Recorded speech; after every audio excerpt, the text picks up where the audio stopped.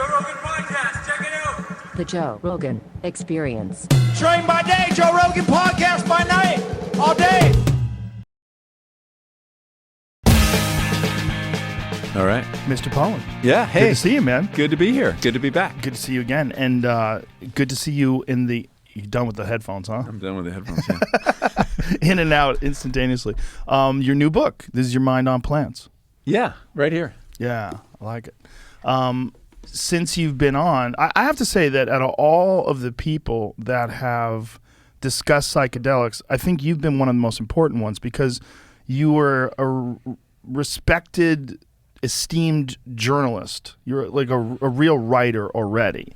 And for you to introduce the world of psychedelics to people that maybe would have been skeptical of someone's intentions, like there's a lot of folks that like you read something about drugs and even if it's from someone that has credentials, you sort of assume that they're trying to justify. Yeah, they have an agenda when they're starting out.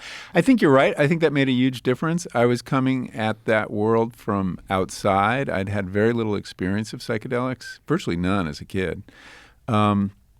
I'd heard about this research. I was curious. I was skeptical. And so I went on this journey that brought me into this community. And I think that allowed people to follow me, to come with me. I think people would much rather go on a journey with you than have you lecture at them. Oh, for sure. And so I always, in all my journalism, that's what I try to do. I start out as unknowing or ignorant as the reader, and then gradually work my way into the world of whether it's food and agriculture or psychedelics.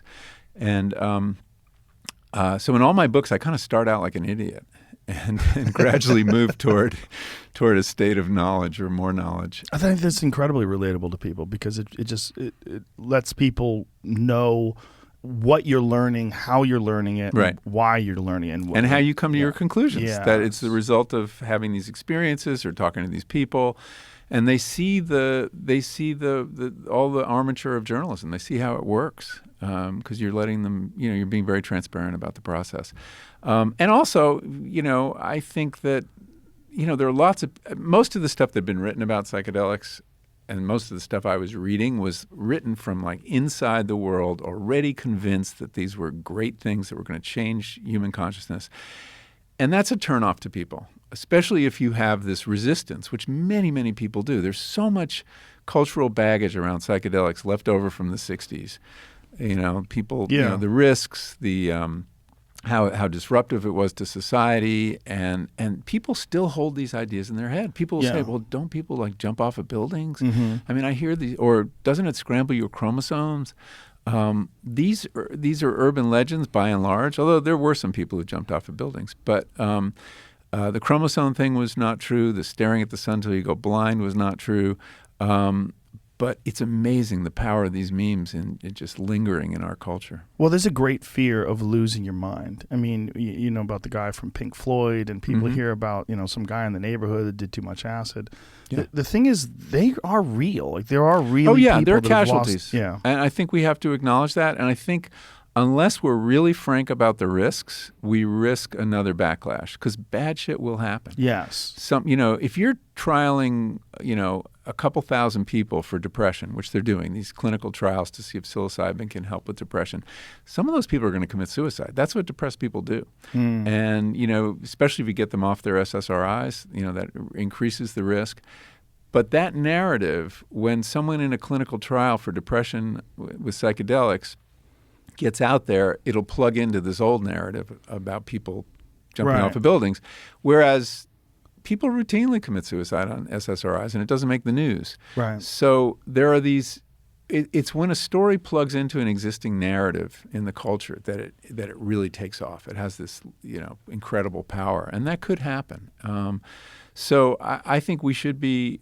I think the way you inoculate the culture is talking about risk and say that there were casualties. There are people who did I don't want to say fry their brains because it's pretty imprecise, but people had some psychotic breaks on psychedelics. Would they have had them anyway?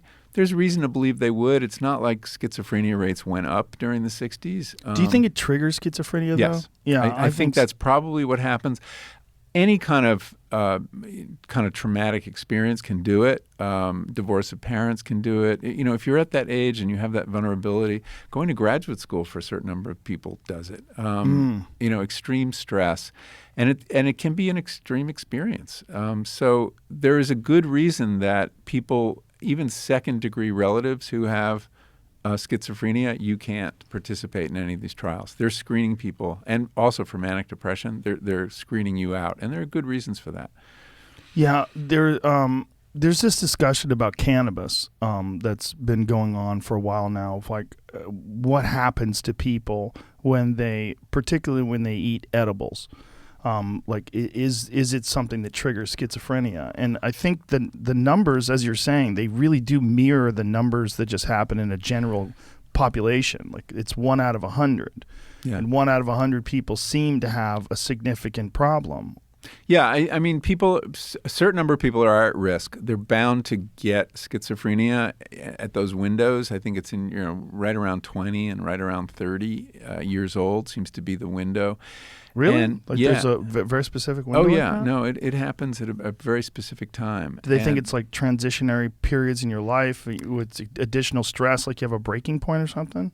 It isn't really clear. It may be a developmental issue. Boys or men are still developing into their 20s, right? Their brain development I think is into their incomplete. 50s. Well, yeah, that's true too.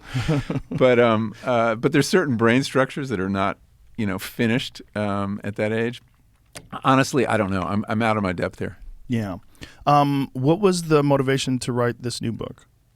So the motivation for this book grew out of a long-standing interest in our relationship to plants. I've been obsessed with plants since I was like an 8-year-old gardener. And I've written a lot about how we use plants and how plants use us. And that relationship has been of keen interest.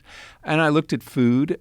Eating plants is obviously one of the big things we do with them and a big part of our relationship. And then when I started working on psychedelics, I was really struck by the fact that one of the things humans have used plants for forever is to change consciousness. And that seemed like a very curious phenomenon. But every culture on Earth, with one notable exception, has some plant or fungus that they use regularly and often ceremonially to change consciousness. The exception are the Inuit, the Eskimos, and it's only because There's no plants. Nothing good grows where they live. That's interesting. Do they change their consciousness at all? Do they use breathing exercises? They may well. I don't know, because there are many ways to change your consciousness. You're right. Breathing can do it. Fasting can do it. Extreme exertion can do it. So there are other tools for doing it. But most humans have used plants, and of course there's alcohol too, which changes consciousness. Alcohol is not produced by plants; it's actually produced by a fungus. But so I've always wanted to explore this issue of why do we do this? What good is it to change consciousness? Because you would think from an evolutionary point of view, it might be a bad idea. When you change consciousness, you're more likely to have accidents. You're more vulnerable to predators. So you would think that that it would be kind of edited out by natural selection, but it hasn't been. Yeah. If drug taking were really bad, the drug takers would be gone from evolution, and they're not. And so I started thinking, well, what are they good for? How do we use drugs? Why are they part of our lives? And we're at this very interesting moment where the drug war is starting to end. I think we can see the end of the drug war. The voters have spoken, and they've essentially sued for peace. We've had all these ballot initiatives. What happened in Oregon last fall was amazing. I think something just happened in California. Yes. The California State Senate voted to legalize psychedelics and also MDMA. Legalize or decriminalize? They sell it as decriminalized, but if you read the bill, it's legalized. So what is the specifics? Well, the specifics are that the substance in the bill, which are LSD, MDMA, psilocybin, ibogaine, which is troubling given the specific risks associated with ibogaine, which we can talk about. DMT, DMT's in there. I don't know if 5-MeO DMT is in there. I don't think it is. Mescaline-producing cacti, and basically personal use, growing, and social sharing is legal. No commercialization. Although that gets a little weird because if a guide, let's say an underground guide, charges you $1,500 for her services and just gives you the psilocybin, is that commercialization or not? Right. Is it legal to be a guide? Like that seems commercial. Well, even if someone brings their own. Yeah. Right? I mean, you're sort of That's profiting vague. off of the use. Frankly, some aspects of this bill do not strike me as being completely well thought out. I mean, including ibogaine, where you really should have a health examination before you use it. Why is that? Well, ibogaine has shown some. This is an African shrub that is a psychedelic used in Africa for a long time, which is apparently phenomenal for people with opiate. Yeah. So, because in addition to giving you the psychedelic experience, it removes the craving for opium. So there's a lot of clinics in Mexico who are using it. However, the medical advice is you should be on a heart monitor the whole time you're using it because it can lead to various cardiovascular events, and so it's not as benign as some other psychedelics in terms of the physiology.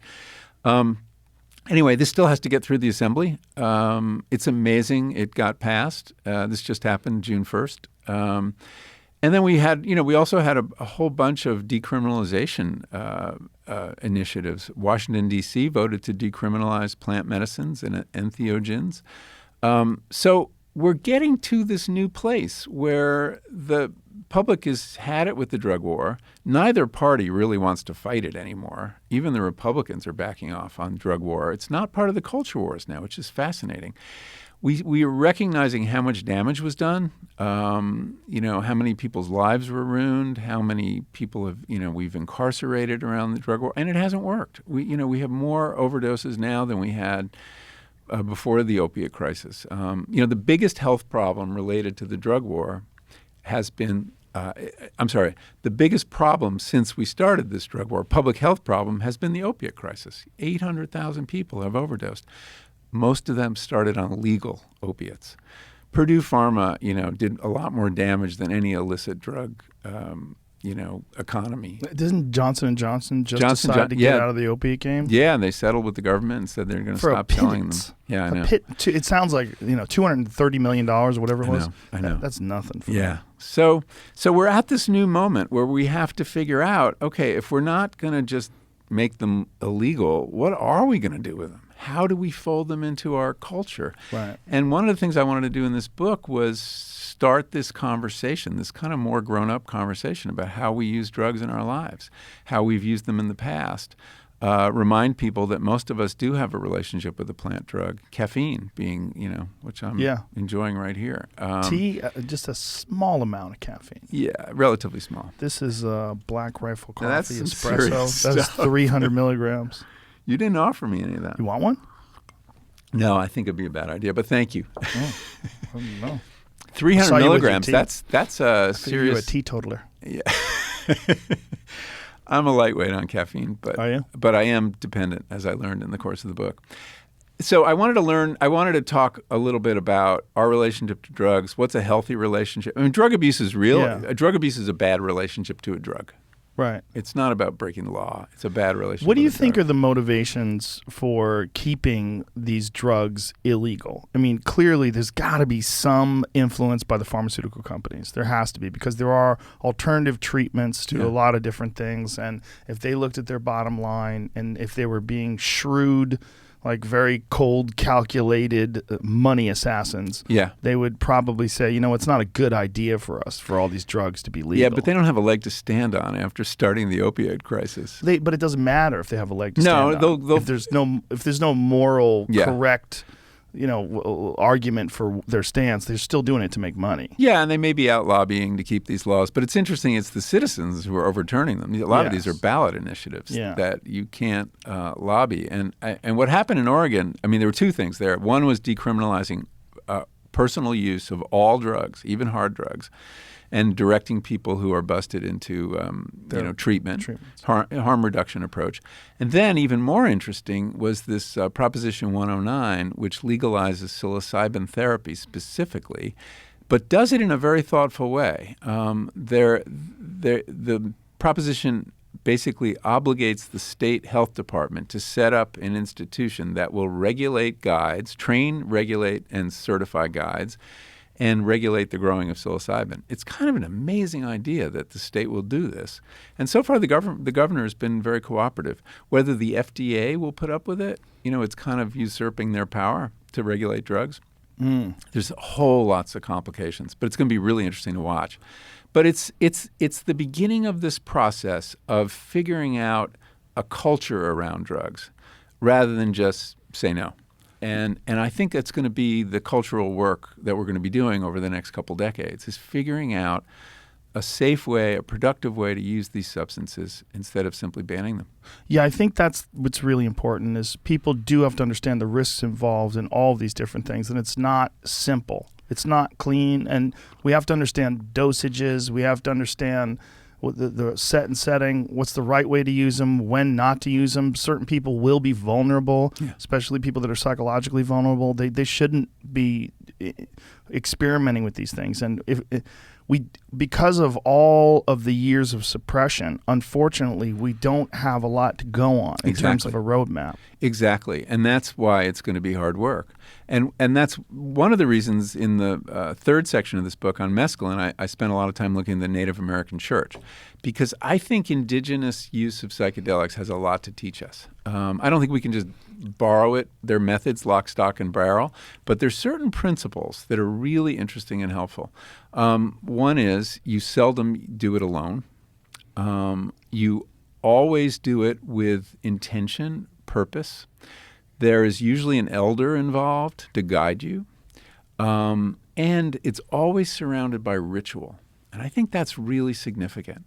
And people who use drugs in a ritual way seldom get into trouble. Even alcohol. I mean, alcohol's right. It does more damage than any of these drugs we're talking about. So people who use alcohol in a ritual way, which is to say, think of the social rituals we have. You don't drink till the evening, right? You don't start off in the morning drinking. Or toast to a wedding or something like that. Right. Yeah. That's a ritual that we and then also that we have alcohol with food very often. We don't drive after we drink. It's a social thing. People who drink that way are not the ones who get in serious trouble with it, if they can stick to those rituals and rules. And that's true across the board. So I spent a lot of time interviewing Native Americans about the peyote ceremony and how they use it. And, we think of psychedelics as incredibly disruptive to society. And in some ways it was in the 60s, right? I mean, it fed the anti-war movement. It led to the generation gap, and lots of tensions came out of it. A lot of productive things came out of it too, but we think of it as very disruptive. But in the Native American community, you have this model of drug use that's incredibly conservative and moral. It's this very rigid ceremony. Everybody sits around the fire, stares at the fire. There are rules about which way the basket of peyote passes around the room. There's songs you sing in certain ways. There's drumming. Did you do it? No, I didn't, and I'll tell you why in a second. And the focus is on healing somebody, and somebody who's got trauma, someone who has alcoholism, spousal abuse, or a big rite of passage. Someone's going off to the army or whatever it is, and everyone's attention is focused on that person, and Native Americans say it is incredibly therapeutic, and it has been vital to the survival of Indian culture, which, as we tried to stamp out. We, meaning white Americans, tried to crush in the 19th century. And that's when peyoteism arose, is when Indian culture was on the verge of complete collapse. It was a really dark moment. They were forcing Indians onto reservations in Oklahoma. They were taking boys, young boys, cutting their hair and sending them off to boarding school with the explicit goal of, this was what the superintendent of one of these schools said, to kill the Indian and save the man. And peyoteism arose at this moment as a way to hold on to culture and heal trauma, and it worked. Yeah, I don't think there's a particularly long history of peyote. It's not ancient. With North American Indians, peyoteism really begins in the 1880s, which is when Really? Yeah, and the church is not actually established till 1918, but it's in the 1880s. However, there were Indians in Texas, and many more in Mexico that had been using peyote continually for thousands of years. Do you know what specific tribes?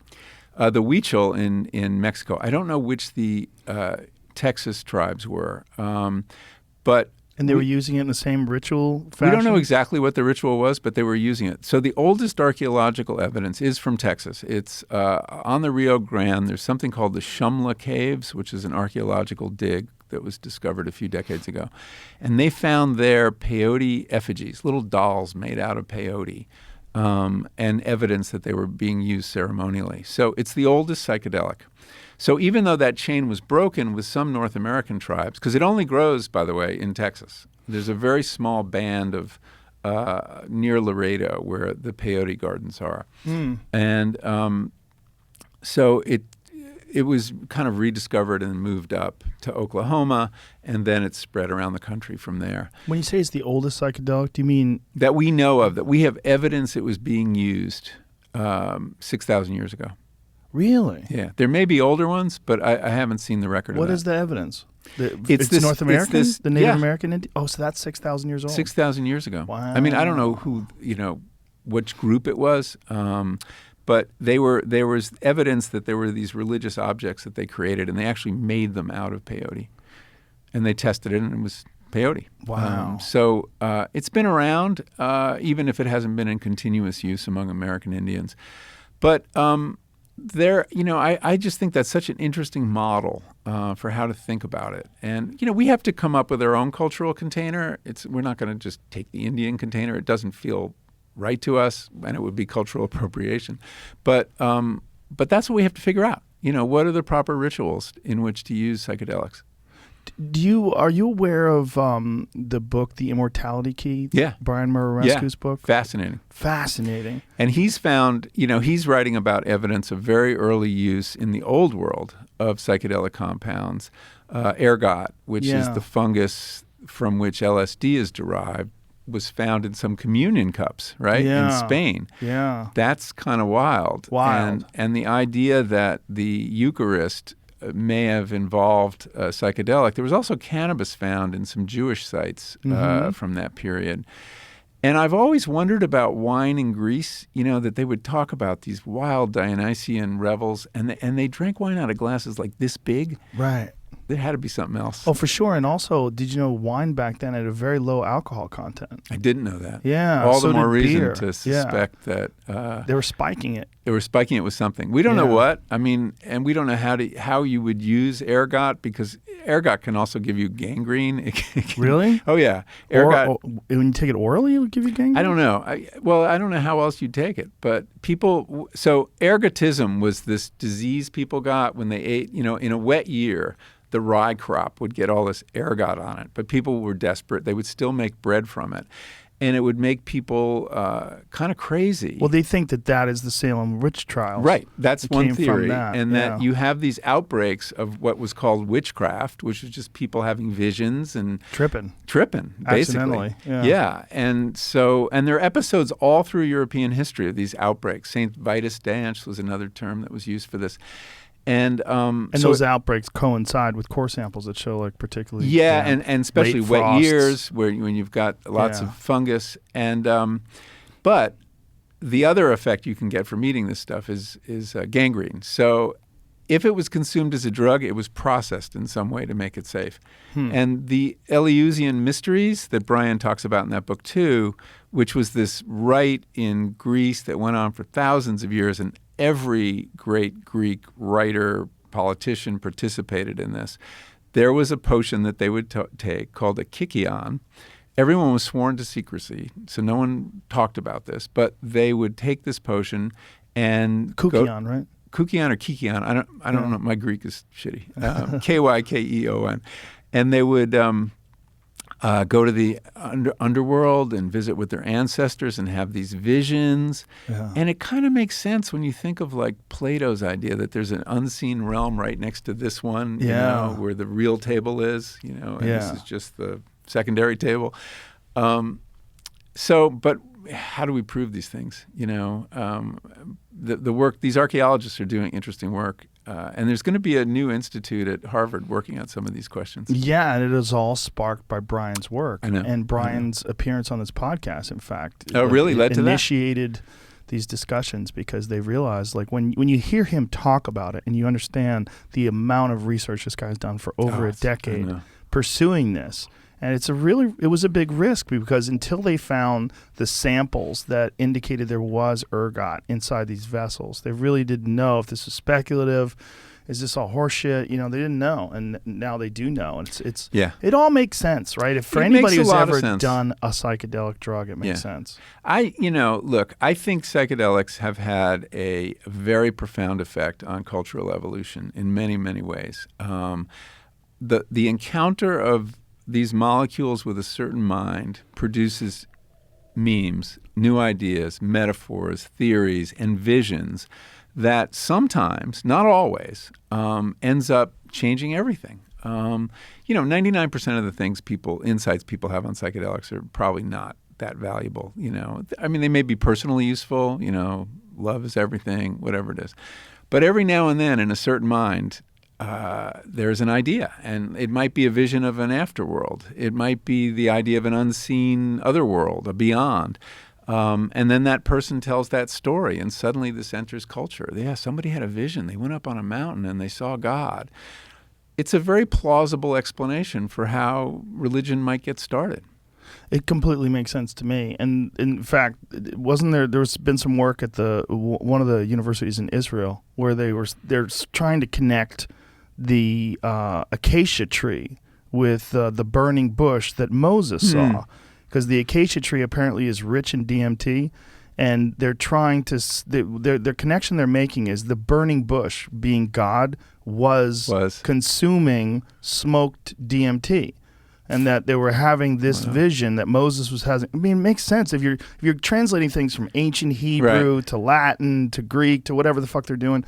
You're going to lose a lot of whatever they're trying to say, and especially when you're talking about... And you're going to not know what's a metaphor and what's literal. Exactly, exactly. And that's what they think. That's fascinating. I haven't heard about that. I have to follow up on that. So I'm very interested in the role that psychedelics have played, and it's true in science too, right? We just took a PCR test, I think, COVID test, and who invented PCR? A scientist named Kary Mullis, who got the idea on an LSD trip in Northern California. Yeah. And he's talked about it. And he said, LSD allowed me to sit on the molecule and watch and see what was going on. And so that encounter of that molecule with that mind gave us this amazing tool that all of genetics depends on. Yeah. We took a rapid antigen test, by the way. Oh, okay. We didn't take a PCR test. All right. But yeah, thanks for the fact check. He's spoken out about that. He just said it's not what it's for. It shouldn't be used in that regard. Interesting. Yeah. But anyway, but he found it again. Yeah. Figured it out. And there are many stories through history. I think the human imagination has a natural history, right? It has to. Everything has a natural history. So what is that natural history? Well, I think drugs of all kinds played a very important role at certain key moments in the evolution of that thing we call the imagination. Well, I think the last time you were here, we talked about Terence McKenna's stoned ape theory, which is the most fascinating. I know. And the one I have the most trouble getting my head around. Have you talked to Dennis about it? Dennis McKenna? Yeah. Oh, yeah. We've talked about it. We're doing an event together, actually, in a couple of weeks, and I'm sure it'll come up. Dennis is the most convincing when he discusses it. Because I haven't heard his whole rap on it, but I need to. I'll send you a video of him saying it from this podcast because Dennis is brilliant. And he also I totally agree. He's well versed in the world of psychedelics. Yeah. And so in the world of his brother. Yes, yes. In good and bad, right? And his brother was just such an important figure in the psychedelic world of just spreading the gospel. Because I so regret I got into it too late to meet him. Yeah, me too. To have him on this podcast would have been amazing. Oh my God! Yeah, lost opportunity. Yeah. That would be the guy. Yeah, people always say who living or dead, who's a person you wish you could have gotten. Is that on? He's on the list. Terence. Yeah. Bill Hicks and Terence McKenna. Those would be my two guys. So the issue with that is that how I understand how the impact of psychedelics finds its way into cultural evolution pretty easily. Yeah. But he's saying it's part of genetic evolution. And that it actually changed the genome, as I understand it, and that people's and accounts for the growth of the size of the human brain, And the idea that people were exposed to psychedelics on the savannah, which they probably were in the form of mushrooms, and that it was a form of synesthesia in that sounds got associated with ideas and meanings. In the same way, when you take a psychedelic, often you can see musical notes or taste them or whatever. And so this is what gave us language. I still don't get. So the people who had this tool were more likely to reproduce. How does it actually get into There's the a genome? bunch of things that obviously this is purely speculative, right? He's just trying to figure out and connect the dots. And Dennis does a better job, I think, of explaining it from a scientific perspective. But Terrence's position was there was a bunch of things that are happening that coincided with climate change. So these jungles, these tropical rainforests were receding into grasslands. As they were receding into grasslands, the primates were climbing out of trees and experimenting with new food sources. One of the things that they've recognized is that primates, in the presence of ungulates, will flip over their manure and look for these cow patties and look for beetles and grubs because they know that there's always something that's under bugs. Oftentimes are under there, and of course mushrooms are growing on them. So they would experiment by trying these different things to see if they're edible. In consuming psilocybin, particularly in low doses, psilocybin positively affects visual acuity.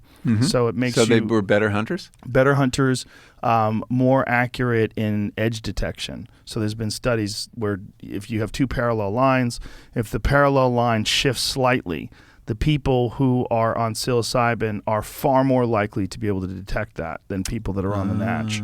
Fascinating. Yeah, so that's one. There's some cultures that give psilocybin to their hunting dogs. It makes sense. Yeah. It makes sense. There's a clarity involved in consumption of psilocybin where it sort of eliminates anxiety. It focuses you on tasks at hand, specifically in lower doses. Yeah.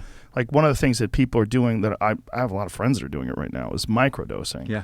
It's very, very popular. And their perspective is that there's something about microdosing that allows them to be more present. It allows them to feel better and be less anxious. Work better and feel more creative. Yeah. The other thing about psilocybin is that it enhances community.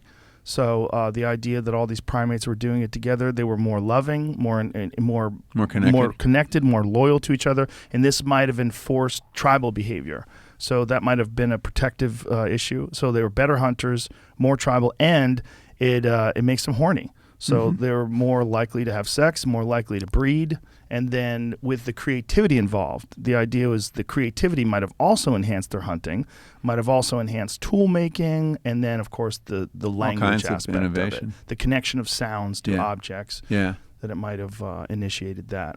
That's a very good restatement. Thank you. Excellent. That's better than the version in Terrence's book. Well, it's over the course of 2 million years that the human brain size doubled, which is crazy. I mean, that is a But there are other explanations. Yeah. I dealt with one of them. I don't think there's only one. No, and it may have been several things happening at the same time. Have you heard about the cooking hypothesis? Yes, I have. Yeah. So Richard Wrangham, a Harvard primatologist, and his argument is that when we learned to cook, which essentially meant we had to spend less metabolic capital digesting food, chewing especially. You know, chimps spend like 6 hours a day chewing because they're eating all this uncooked plant material. And when we moved to cooked meat in particular, but cooked food of all kinds, we didn't need as big a gut, and we could afford to run a bigger brain. And I find that theory, and there's some evidence for that. I mean, like if you feed snakes, you know, some on cooked food, some on uncooked food, they grow much faster on the cooked food. One of the reasons our dogs are so fat these days is we're giving them cooked food when they're not evolved for it, because most of the stuff in cans has been cooked. So anyway, it's, you know, there's a lot of speculation in this whole area, but it's fascinating. It is fascinating, and there is a long history of human use of psychedelics. Yeah. And it kind of makes sense that if you probably keep going, you're going to deal with ancient man using it somewhere along the line. Yeah, there's no historical record, but there's no reason to think people just figured it out 6,000 years ago. People ate everything. They had to. Except things that are connected to psychedelics, and this is where it gets really weird when you get cultures that are really, they don't have a lot of food, but yet they worship cows. Yeah. You know, and why would they worship cows? Well, the speculation is the cows, the cow manure, patties. Yeah, and then psilocybin grows in the manure. Yeah, there's several cultures where cows are divine. My friend Duncan, he grew up in Asheville, North Carolina, and they used to put some kind of something in the feed of cows to try to get cows to stop producing psychedelic mushrooms, because there were so many psychedelic mushrooms, and these college kids were running out onto the fields just picking them and tripping balls all the time. Did it work? I don't know if it worked, but it's a terrible tragedy, even the fact that they did it. Like, what are you doing? Like, it's just some antifungal or something. I don't know what they're doing, but it, he said that they would all go out to the fields and find cow shit, and it was apparently just insanely common. Yeah, it is in the Pacific Northwest. I have a brother-in-law who grew up in Vancouver, and he said, yeah, they were out there all the time finding them. And but I spent a lot of time hiking in Northern California, and I go through a lot of cattle land. I've never found one. Really? It may have to be moist, very moist conditions. Yeah. Our cow patties get kind of desiccated. Mushrooms are interesting, right? They have like different kind of specific conditions that they like. Morel mushrooms are really, really delicious, and apparently they favor places where it's been burned. Yeah. Oh. I went hunting for them a couple years ago for my last book, and after fires, big forest fires, you can reliably go out there in the spring, just as the snow is melting. They pop up in huge quantities. We found, we were like 10, 20, 30 pounds of morels, and that's a lot of morels. That's crazy. It was always on fire lands, and the theory is that, these fungi, first of all, most of them, live underground, right? I mean, the part we see is just the fruiting body. It's like the apple on the tree. Everything else is underground. That they're happily doing their thing, and then suddenly there's a crisis, and they've lost their hosts. Their hosts are dead. So they have to get out of the forest. So they put up these fruiting bodies and hope that their spores will move them to a place that hasn't burned. Oh, that's what it is. So it's their escape strategy. Wow. And we're helping them by picking it and moving them around. Oh, wow. That's fascinating. Did you dehydrate them and save them? Yeah, we dried as many. And we ate a lot of them. I was hunting with a guy who hunts for restaurants in Northern California, so he sold most of them, and I took a couple pounds home. But I didn't dehydrate. I've done that with porcini when I found too many porcini, but I didn't do it with morels. I just ate them really quickly. The only way I've ever gotten them is buy them from distributors online that sell them dried out. Dried, yeah. Yeah, they're so good, though. They're fantastic, but they're amazing. And I haven't had too many occasions. So, but, we had a lot of fires last year in California, so there'll be a lot of morels. That's the one good thing you can say. Yeah.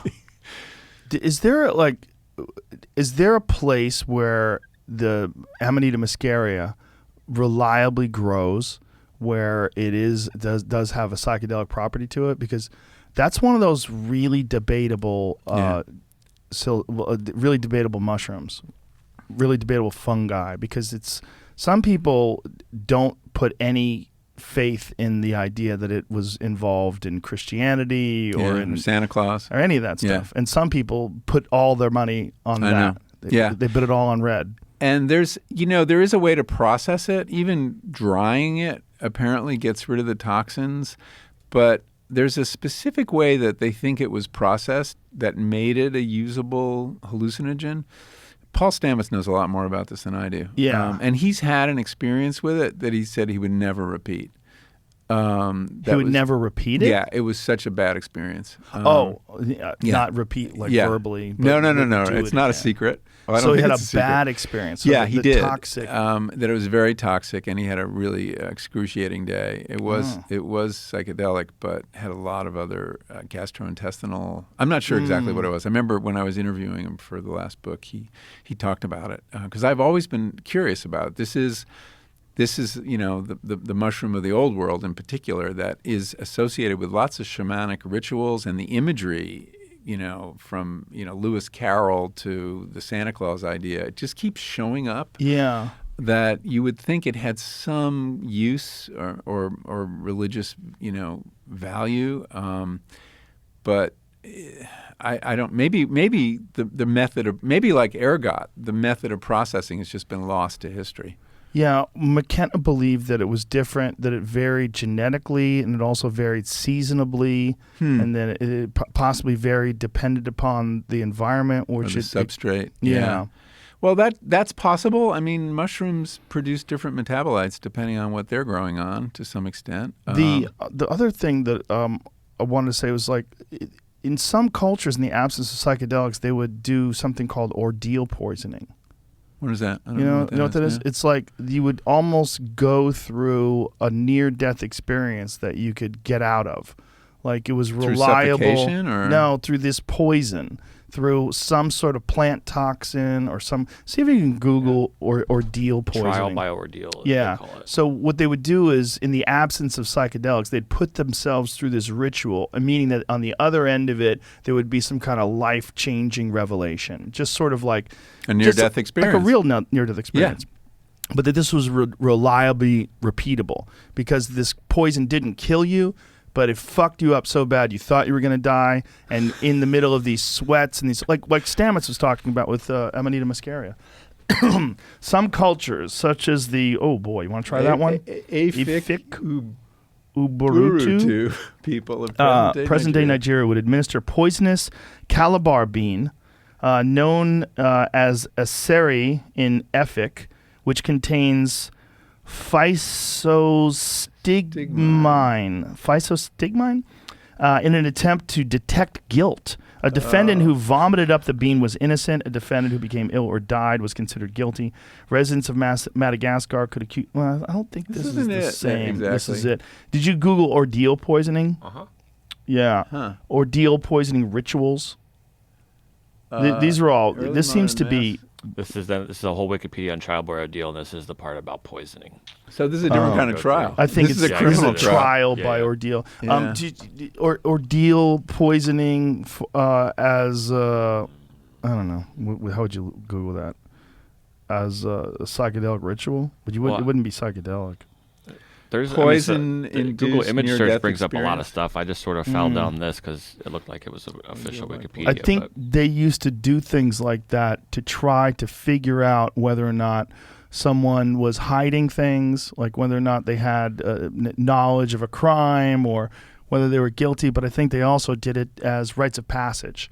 You know, for certain cultures that didn't have access to psychedelics, but they Right. recognized that it was important to have some sort of a moment, Right. some sort A of liminal a experience, right? definable moment where you Yeah. got through it and you go, "Congratulations, Michael! Yeah. You passed through the gate." Well, look, I mean, for a lot of people, that is the psychedelic experience becomes a sort of rehearsal for death, right? Yeah. I mean, they feel like they're dying, or there's, I had an experience in my ego completely detonating, and it was gone.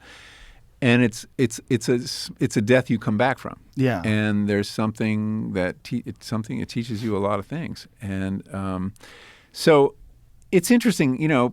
People have put their bodies in these extreme places, whether it's with chemicals, fasting too. The people who go or isolation, right? People who go out on vision quests, right? And they go 5 days without food. Yeah. They enter an altered state of consciousness, and Yeah. that becomes part of the rite. Even just staying awake. Yeah. So it's part of human nature, and I think it's a really interesting part of human nature, the desire for these transcendent experiences that we don't talk about enough or acknowledge or teach our children about. I mean, that they're going to have these desires, and that there's safe ways to obtain them and unsafe ways to obtain them. And but I really do think that the kind of cultural container you build around them is the best assurance of safety. It's one of the problems that we have in this culture is that we've suppressed this information for so long and Because lied. of the drug war. Yeah, and lied about the effects of it while we were supporting drugs that did irreparable so much harm. damage. Yeah, I agree. I think that there's so much misinformation that came out of the drug war. It's still coming out of the drug war. I mean, on the nature of addiction, for example, that it's all about chemicals. It's not all about chemicals. There are many people who can use an addictive drug without getting addicted. When we were in Vietnam, 20% of the soldiers had a heroin addiction in country while they were there. 20%. 20%. Okay, they were all using heroin, or a lot of them were, and 20% were addicted. When they got home, 95% just stopped using. No treatment, just stopped because the environment had changed. They didn't need it. They didn't need to medicate themselves anymore. The withdrawal from opiate addiction is not as it's depicted in the drug war. It's a bad flu. It's actually withdrawal from alcohol is a lot worse. Withdrawal from alcohol can kill you. And benzos, right? Yeah. Oh, yeah. That's a really dangerous one too. But addiction is look at the geography of the opioid crisis, right? I mean, these are places where the opportunities have dried up. There are no jobs. People's prospects are terrible, and they're rightly called deaths of despair. And whereas people in other environments can use opiates without a problem, and we don't pay enough attention to that. It's contextual whether people get addicted or not, or it's a function of their history. That they're people. Most addicts, according to a lot of research, had trauma in their lives at some point, and they're dealing with that. Have you talked to Dr. Carl Hart? Yes, I have. Well, I've exchanged email with him, and I just read his book. Drug Use for Grown-Ups. It's a really interesting and courageous book. He's a fascinating person. Yeah. And brilliant. And because of his brilliance and because of the fact that he's a professor at Columbia, but yet has the courage to talk about regular use of drugs. Yeah. And hard drugs, so-called. He loves heroin. Yeah. He sniffs heroin. He said it makes him closer to his wife. It makes him a kinder person. Yeah. And it's so easy to dismiss coming from someone, who maybe is not an academic and someone who's not just so articulate. And when it comes from a guy like him, you got to go, what? Wait. Yeah. I know. You do fucking heroin? Like, yeah. heroin's bad we've for learned you. that heroin is just the most evil chemical going. He loves coke. He loves cocaine. Yeah, he's like had nice pure things cocaine. to say about meth. He said it's very similar to MDMA. I know. It's a pretty wild book to read. You should talk to him because he's a fascinating guy to talk to because he's so open. Yeah. He's so open with it all and a genuinely good person. And he's trying to open this same conversation, right? On like how these substances are going to become decriminalized. How do we fold them into our culture? What are our models? Yes. And, a lot of people think cannabis is the model, and I really don't think that's true. And a lot of people in the cannabis business who say psilocybin is the next cannabis, and they imagine it being sold next to the THC gummy bears, in these dispensaries. And I just think psychedelics are a much more consequential, serious experience that has to be handled with more care and needs every drug. I mean, one of the problems with the drug war is it put all illicit drugs in the same basket, right? And they're not. They're so different. Psychedelics are different than the opiates, and the opiates are different than cannabis. And we would never lump anything else together the way we've lumped these drugs. And so we're going to have to look at each of them on their own terms. And that process, I think it's beginning. And I think Carl's book is part of that. I think culturally we're going to deal with an issue if we combine psilocybin and cannabis the way, because cannabis can be used so easily and lightly and recreationally. You could smoke a joint, go see a movie with your friends and laugh and giggle. Mushrooms can be used that way if you microdose. Yeah, microdosing, I wouldn't have an issue with. But tripping balls, like full on, macrodosing, eat a bag, go to another dimension. That's a life-changing experience, and when I go to a pot store in LA and I see the Purple Haze right next to the AK-47 or Alaskan Thunderfuck, and it seems weird to have mushrooms right there too. It's like, do you know what you're selling these people? Yeah, you're literally selling the gateway to God. Yeah. Like, we should be a little more careful with this, or at least and approach it with a little more reverence. Yes, that's what I would like. Yeah. What I would like is. And the problem with this is, of course, the cult of personality. I would love psychedelic centers if there was some place where people could go to have these experiences. But what I worry is that the person who is giving out these psychedelics and the person who is, maybe setting the setting for the becomes a guru. Or it becomes cult-like, because there's a potential there, especially for the uninitiated who's meeting the initiated, and they all have this kind of way of talking that seems a little contrived, and they're wearing wooden beads. They have the answer, and they know the key to the universe. There's a weird experience. There's a weird phenomenon with psychedelics. We talk a lot about ego dissolution on psychedelics, but there's also ego inflation. Yes, and that happens, and we've seen that in the culture, and that people who are so have had a revelation about psychedelics, and they want to share it with the world. and they become gurus, and that's a phenomenon to watch out for. I agree. I think someday we will move to. I'm very interested in this process of how psychedelics move into the society, and I see three paths basically.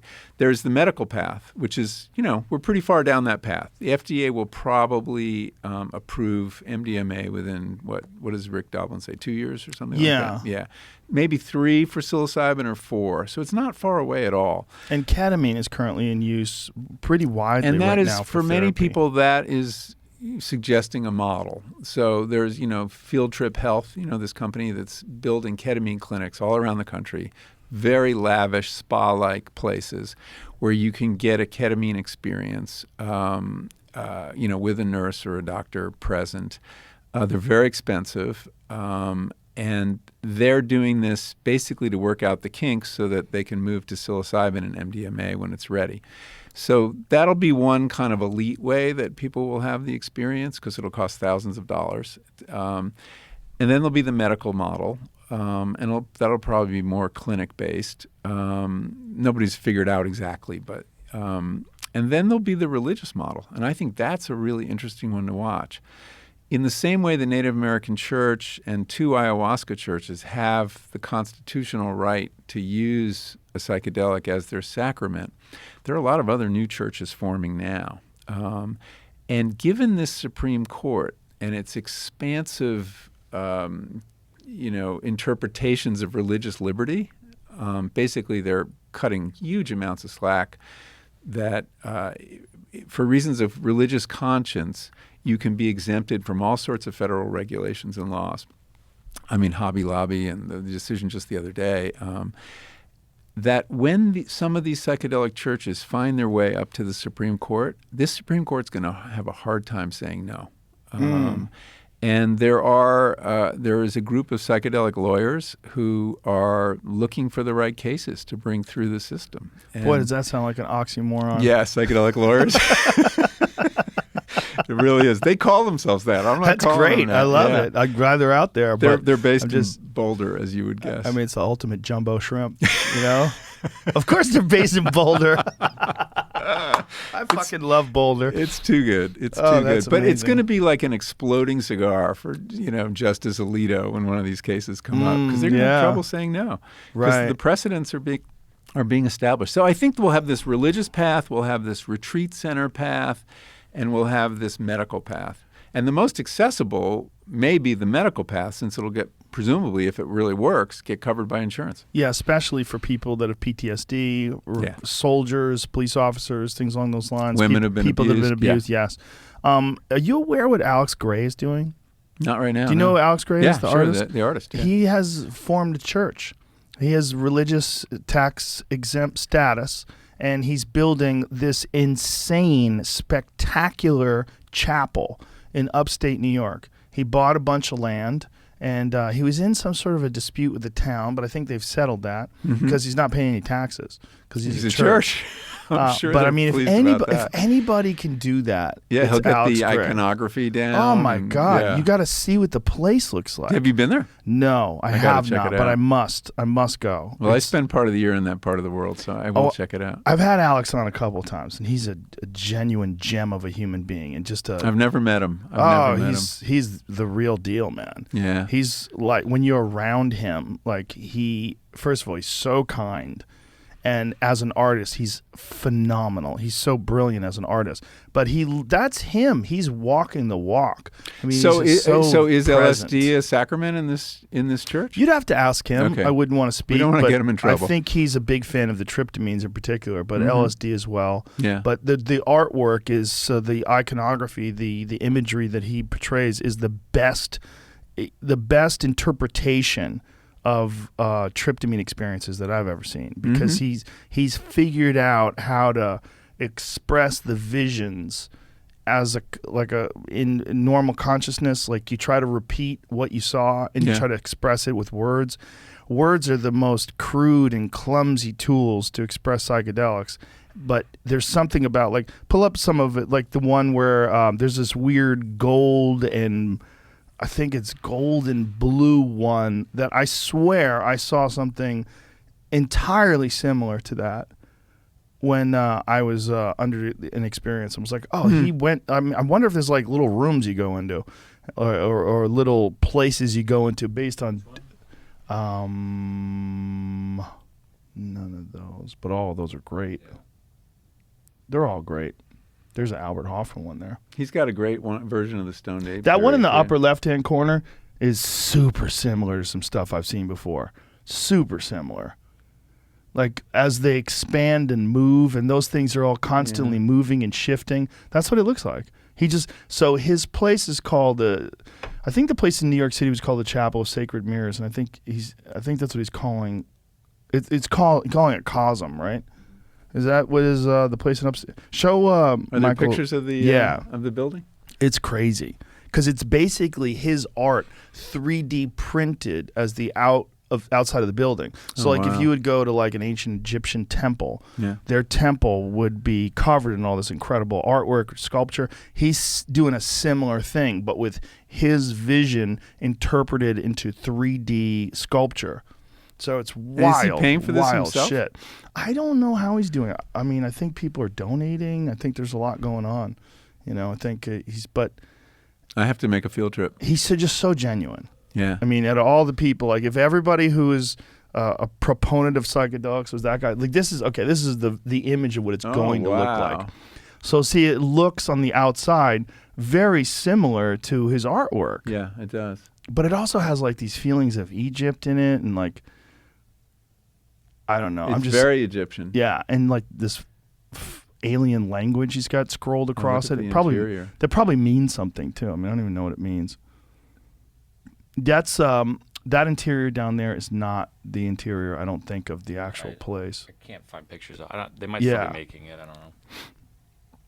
He's amazing though, and what he does is. There it is. It's called Entheon. That's what it is. Entheon. Right. Yeah. Hit that video. Let's see what it looks like. Computer. So it's not built yet. Okay. So they're in the middle of building it though. I do know that some work has been done. But last time he was on was how many years ago, Jamie? 3? Yeah, sure. Somewhere around there. Yeah.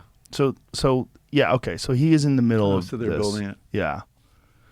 I mean, this has got to be crazy expensive. It's probably taking a long ass time, but it's going to be a lot of galleries, a lot of. Think of the craftsmen you need to do what we saw on the exterior. Mm-hmm. Yeah, and again, most of it is being done. Secret I think writing. With 3D printing, but wow, just glad he's out there. Well, this is kind of one of the benefits of psychedelics coming out of the closet after all these years, right? I mean, that people can use them in their art. They can use them in their architecture. Have you ever heard of a house called Aceto Dorado in Joshua Tree? No. There's an LSD-inspired house. You can rent it. Really? Is it on Airbnb? I stayed there. I don't know if it's on Airbnb, but you can rent it. And we were shooting for a documentary there. It is so trippy. It's gold and mirrors. Every surface is mirrored, so you don't know what's up and down. It would actually be kind of a scary. Yeah, there it is. Thank you, Aceto Dorado. Anyway, it's on the edge of the desert in Joshua Tree, and I actually can't recommend it as a place to stay. It was too disorienting. Why was it disorienting? The mirrors?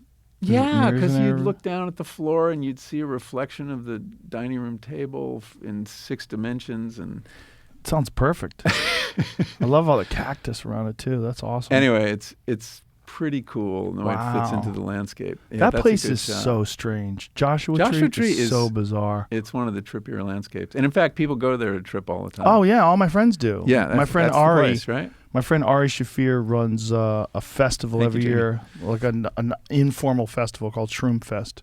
And in Joshua Tree? Yeah, well, he does it. They do it a lot of times out at Joshua Tree, but he encourages people to do it everywhere they are. You don't have to go to a place. But is that in August? Is that when Ari's? What a terrible time to go to Joshua Tree. It's awfully hot.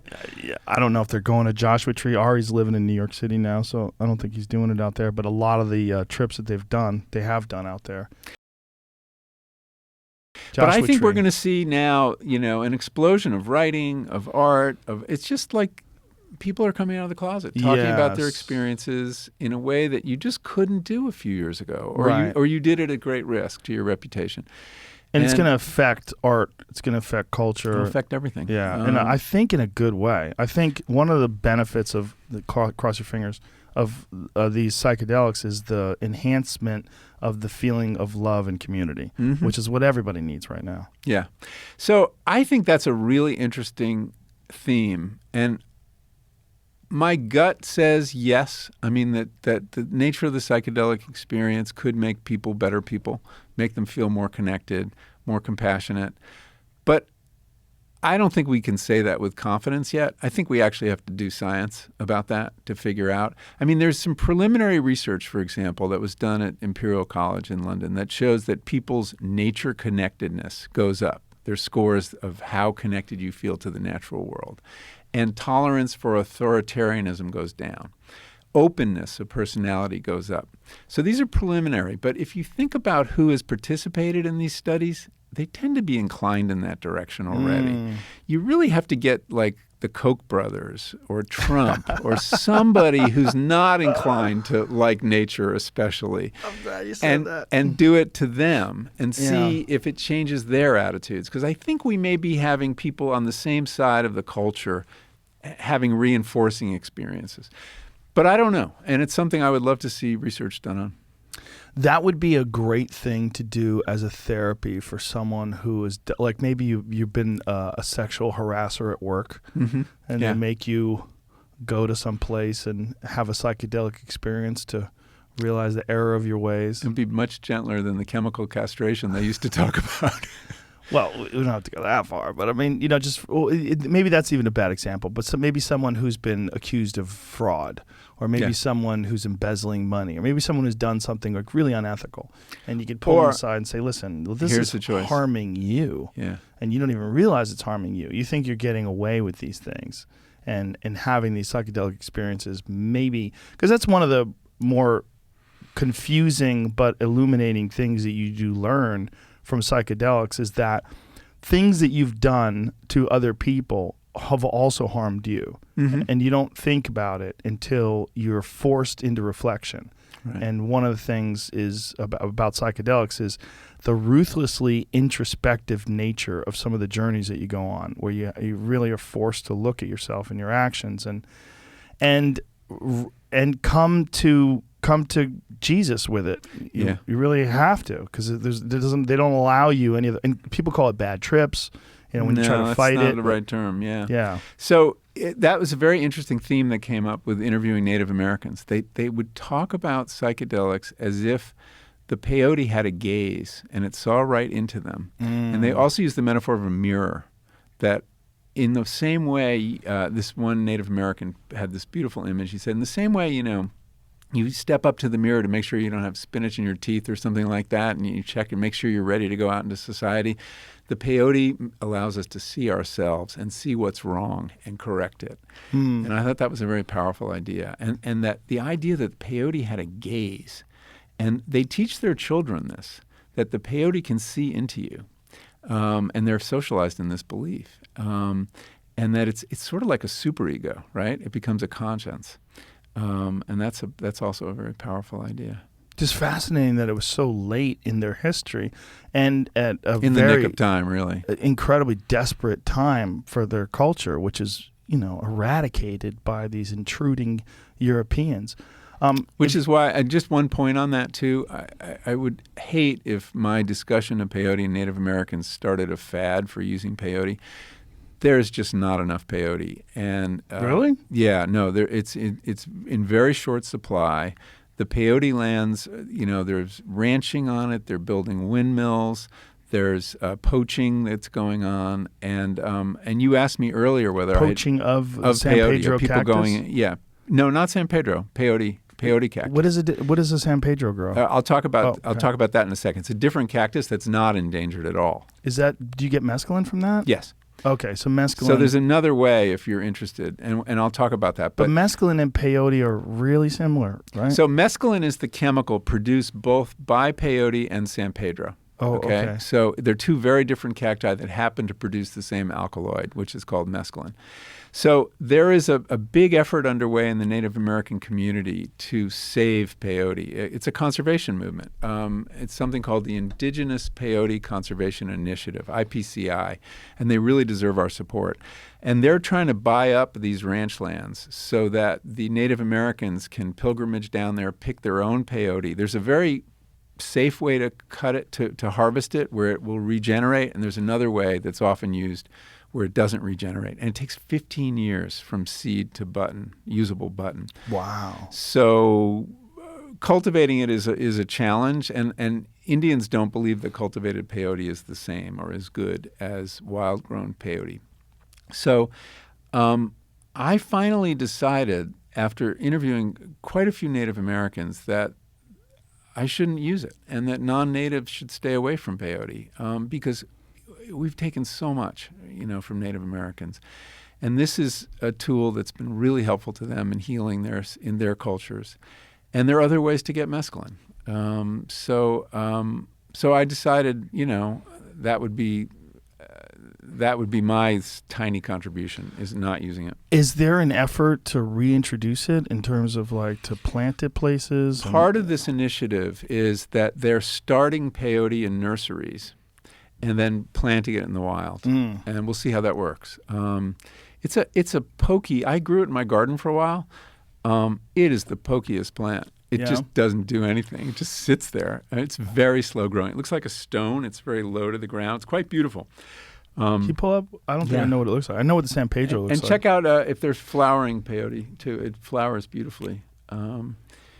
But it's just so precious. There's more on the Mexican side of the border. But even that is under threat from mining and all these tomato greenhouses that they're building. So they're just kind of, we need to take care of it. Well, it's crazy that it's so slow growing. I know. 15 years. I mean, that is nuts. I know. Well, it grows in a, there's some flowers. See, it looks like a stone. Trippy. Or it looks like a pincushion. Wow. Now that's, somebody's growing it. Yeah, there's a big one with its babies. They spin off these little babies. And if you harvest it correctly, like you cut right underneath the button, there is a taproot. Yeah, you see the taproots there. And if you preserve the taproot, it'll regenerate. But a lot of poachers and others just pull out the whole plant like a carrot, and then that destroys it. Wow. But you see, it's all the action's underground. In a way, it's like a mushroom, right? It's doing a lot of work underground and not much above ground. And it has instead of spines, it has this kind of furry flower, or furry, I don't know what you call that thing. It's in place of spines. What a fascinating looking creature. Yeah, it almost looks like a sea creature. Yeah. Cactus alone, cacti Cactus are wild. I've just started growing them. So I have a lot of San Pedro in my garden now, which is legal to grow. I should point out also peyote is illegal to grow. Illegal to grow. Really? Yeah. So you're breaking the law. You're manufacturing a Schedule I substance. But San Pedro is legal. Weirdly enough, San Pedro is illegal. I think it just is legal. Is legal to grow. Yeah. It just escaped notice. They just never. Part of it is salvia. Yeah, kind of like that. The taxonomy of San Pedro is a mess. There are 3 or 4 different species. They've all interbred, and they'd have to pin down the species to make it illegal. But I think it was just not on their radar when they were drawing up the schedule. So it's grown as an ornamental. You can buy it in nurseries. You can buy it online. It grows very quickly compared to other cacti. It's very pretty. It's much more vertical. It's a columnar cactus. The point at which you break the law is when you start preparing the tea, which is a pretty simple process of essentially making, it's like a vegetable stock. You remove all the thorns and slice it, and you get these beautiful stars because it's a 6-spine thing, and then you boil it for like 3 days. 3 days? Yeah. Why'd I have to boil it for so long? I don't know. I think it may be... I can't believe you can't get all the peyote, all the mescaline out of it in less than that. But I was told 3 days. That was the recipe. And what do they do once they boil it? After you boil it, then it kind of turns to mush, so you have to filter it, and then you have this tea, and it's a fairly mild psychedelic, I would say. And peyote is too. So it's a very different phenomenology than other psychedelics. Have you ever used mescaline? No, I haven't. So I used synthetic mescaline and for writing this book in the name of research and I also used San Pedro. Mescaline, I got interested in mescaline in part because everybody I knew in the psychedelic community, when I was researching how to change your mind, I'd say, so what's your favorite psychedelic? And I was so surprised to hear how many people said mescaline because it's not around. Nobody's doing research with it. It's like, what happened to mescaline? It's like the orphan psychedelic. So I wanted to figure out what that was all about. And there are a couple reasons. A big problem with it is it takes about 14 hours. Oh, wow. And you're done with mescaline before mescaline is done with you.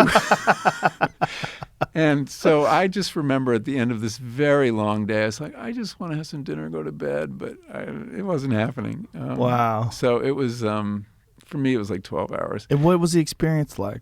So it was a really interesting experience. There were not hallucinations. And in the same way, some psychedelics take you out of yourself and out of this world to another world.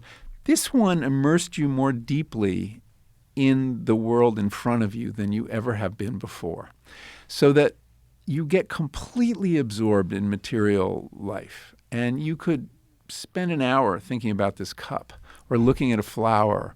Or Huxley, famously, Aldous Huxley, stared at the folds of his trousers for an hour and had all these revelations. It's about the here and now, this intense experience of the present moment that's like nothing I'd ever have. And it's almost overwhelming. There's this sense of the immensity of existence. And there's oh my God, stuff, existence. And but a lot of it is just very contemplative. You're very lucid. It's fairly gentle. I didn't have any gastrointestinal upset or anything. I had periods at the peak where I felt a little out of control mentally. I remember trying to meditate to calm down, and whoever was meditating was someone else. And someone else was in my mind meditating. I was like, that's not working. In what way? I just closed my eyes, and I was this South American woman, peasant woman meditating. It's like, where did she come from? It was I'd been doing research on San Pedro, and it's a South American cactus from Peru, and it was this Peruvian woman who just showed up. Do you think that was just you had this idea of who used it, and that was imprinted in your memories? And I'm guessing that I had an association of mescaline with I'd been interviewing people in Peru who used it ceremonially, and I had this image of this woman, and I work with this healer who works with San Pedro, and she was kind of cut into that image too. There was a little bit of her too. McKenna had a really weird idea about psychedelic experiences that we always want to think of each individual psychedelic experience we have as being our experience. But he believed that there was a database connected to each entheogen. And so each one of these substances, you weren't just experiencing it, you were experiencing the trips of millions of people over thousands of years. It's like Carl Jung's idea of collective unconscious, right? That there's this imagery that is now hardwired in our bodies, and that's why cultures produce art that has all these kind of recurring motifs.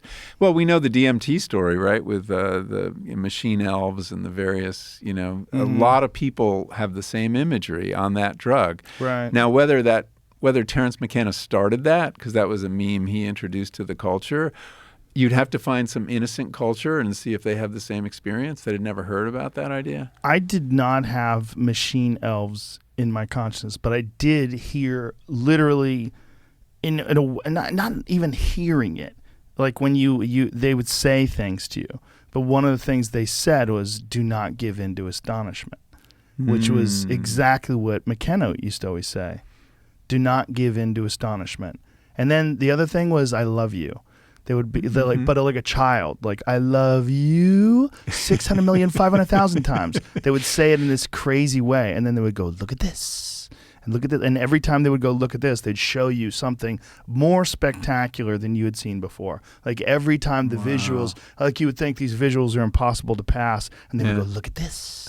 And it would be even more insane. Now, why not give in to astonishment? What's the idea behind I that? think the idea is you could be so blown away by what's in front of you. And this is from McKenna's words. So again, I don't know how much of what I was experiencing was these things communicating with me, because I never heard anybody say that they said, look at this, or I love you 6,500,000 times. Yeah. Because they were talking like a child says, I love you a billion, million, trillion times. You know what I mean? Like Yeah, sure. one of my daughters would say something like that.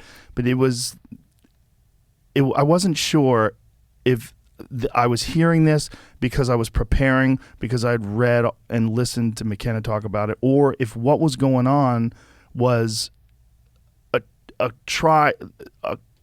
some sort of a concerted effort to get you to just pay attention to this and don't freak out. Mm-hmm. Don't go, oh my God, this is too much. I can't do this. I can't do this. I can't. Right. Because it's so 'Cause then you throw up mind-blowing. barriers. Yeah, you've had the to protect experience. yourself. Yeah, no, I know. It's so freaky that don't give in to astonishment is almost like it's a good primer, a good code to follow. Like, let's just let it happen. Just give into it. Don't whatever you do, don't try to fight it, and give into it. Well, that's key. I mean, the most important lesson I learned from both my experience and all the teachers that I worked with is surrender, and that psychedelics teach us how to surrender, which is useful in a lot of other contexts too. Yes. But when you surrender to the experience is when you're least likely to have a bad time, when you're not going to fight. You know, when you feel your ego dissolving, your natural reaction, your ego's natural reaction is to hold on, right, and defend itself.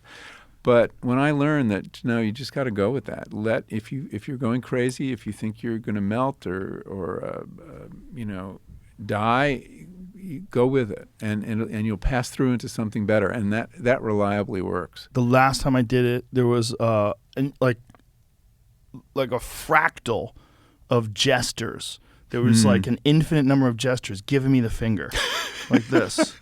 And I was like, what, really? On a trip? Yeah. Like, fuck you. And then I This realized, is my head. but I realized what they were trying to say to me. I was realizing they're saying you take yourself too seriously. And then I went, oh, and then they were like this, like they're like nodding at me. I was like, oh, okay, you're right.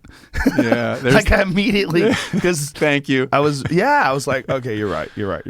Because like someone saying fuck you, you're like, no, fuck you. Yeah. And then they were like, come on. And I was like, oh, you're right. And they're like nodding So at you me. were having a defensive reaction, and they were Exactly. You got over it. Well, they were letting me know. Yeah. Whatever that they is. I mean, What is they? I don't know if that's your subconscious. I don't know if that's something about your imagination, your visual cortex interacting with these alkaloids, or if what's really going on is it's a pathway to something else. Like it's a way to experience consciousness or something, some force that's around us all the time. You could pretend that you have the answer, but I don't. No, we don't know. We really don't know. I mean, I tend to think that these are creations of our minds, but that's just a hypothesis. You know, I mean, when the Dalai Lama sat down with a bunch of neuroscientists, they started this dialogue. And the neuroscientists started from the assumption that consciousness is produced by the brain. And the Dalai Lama very calmly said, well, that's an interesting hypothesis. And he's right. That's all it is a hypothesis. Consciousness could be fields. It could be something Aldous Huxley believed, and other people, Henri Bergson, the philosopher, that we should think of our minds as like radio receivers or TV receivers, and that the consciousness, what our brains do is tune in to frequencies of consciousness that exist outside of us. Yeah. And in the same way you wouldn't look in the TV to find the woman giving you the weather report, she's not there.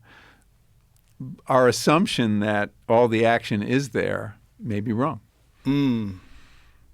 Yeah. There's a lot of people that want to attach consciousness to inanimate objects as well, which is very strange. Consciousness and even memories. I think it was Sheldrake. I think Rupert Sheldrake. Yes. Well, I mean, he believes consciousness is a field, morphogenetic fields, and that the communication you see, say, around fish, schools of fish and how they turn, or flocks of birds, that they're communicating they're participating in a field of consciousness in some way. I don't totally understand it. He's a very interesting thinker. Yeah. And you know his son, Merlin? No. Oh, What a great name. You should get him on. Merlin? He named his kids Merlin and Cosmo.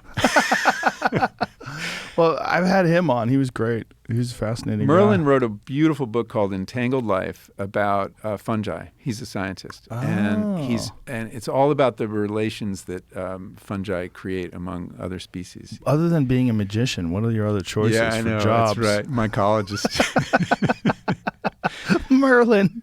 But you know what I love about psychedelics is they raise these questions of consciousness. You know, this thing we just take for granted. We Right. have this everyday, ordinary consciousness. We don't think about it. Right. And they kind of distance ourselves from it, and suddenly you're asking questions about consciousness. I've been really struck by how many neuroscientists got into their field because of psychedelic experience.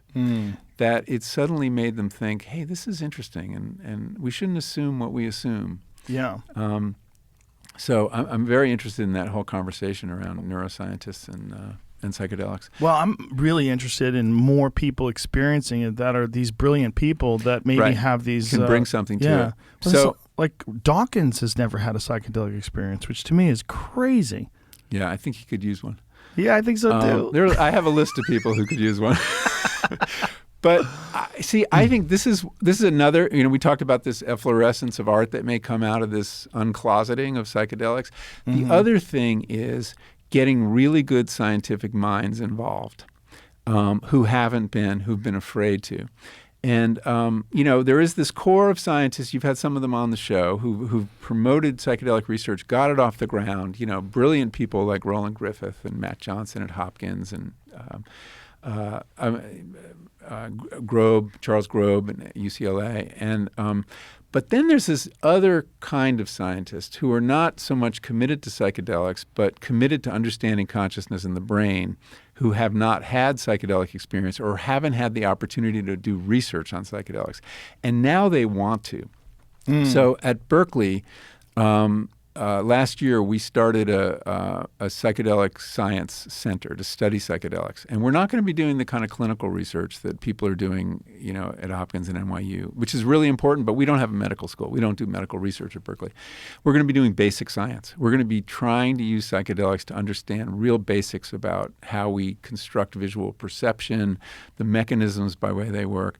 And what's really struck me is that some really top-rate neuroscientists who've never touch psychedelics, well, they probably have in their lives, but not in their work, are going to work on it and bring their tools and their analytical chops. And so I think we're going to learn a lot. And that psychedelics is going to teach us things about consciousness, teach us things about how the brain constructs its picture of reality that we don't know now. So I think it's a really exciting initiative. I'm very excited about all this, and I think we have a unique opportunity to form an operating manual for how to use these things based on real science, based on people with experiences with these psychedelic compounds, and also now I think more so than ever, based on a real understanding of human psychology. Right.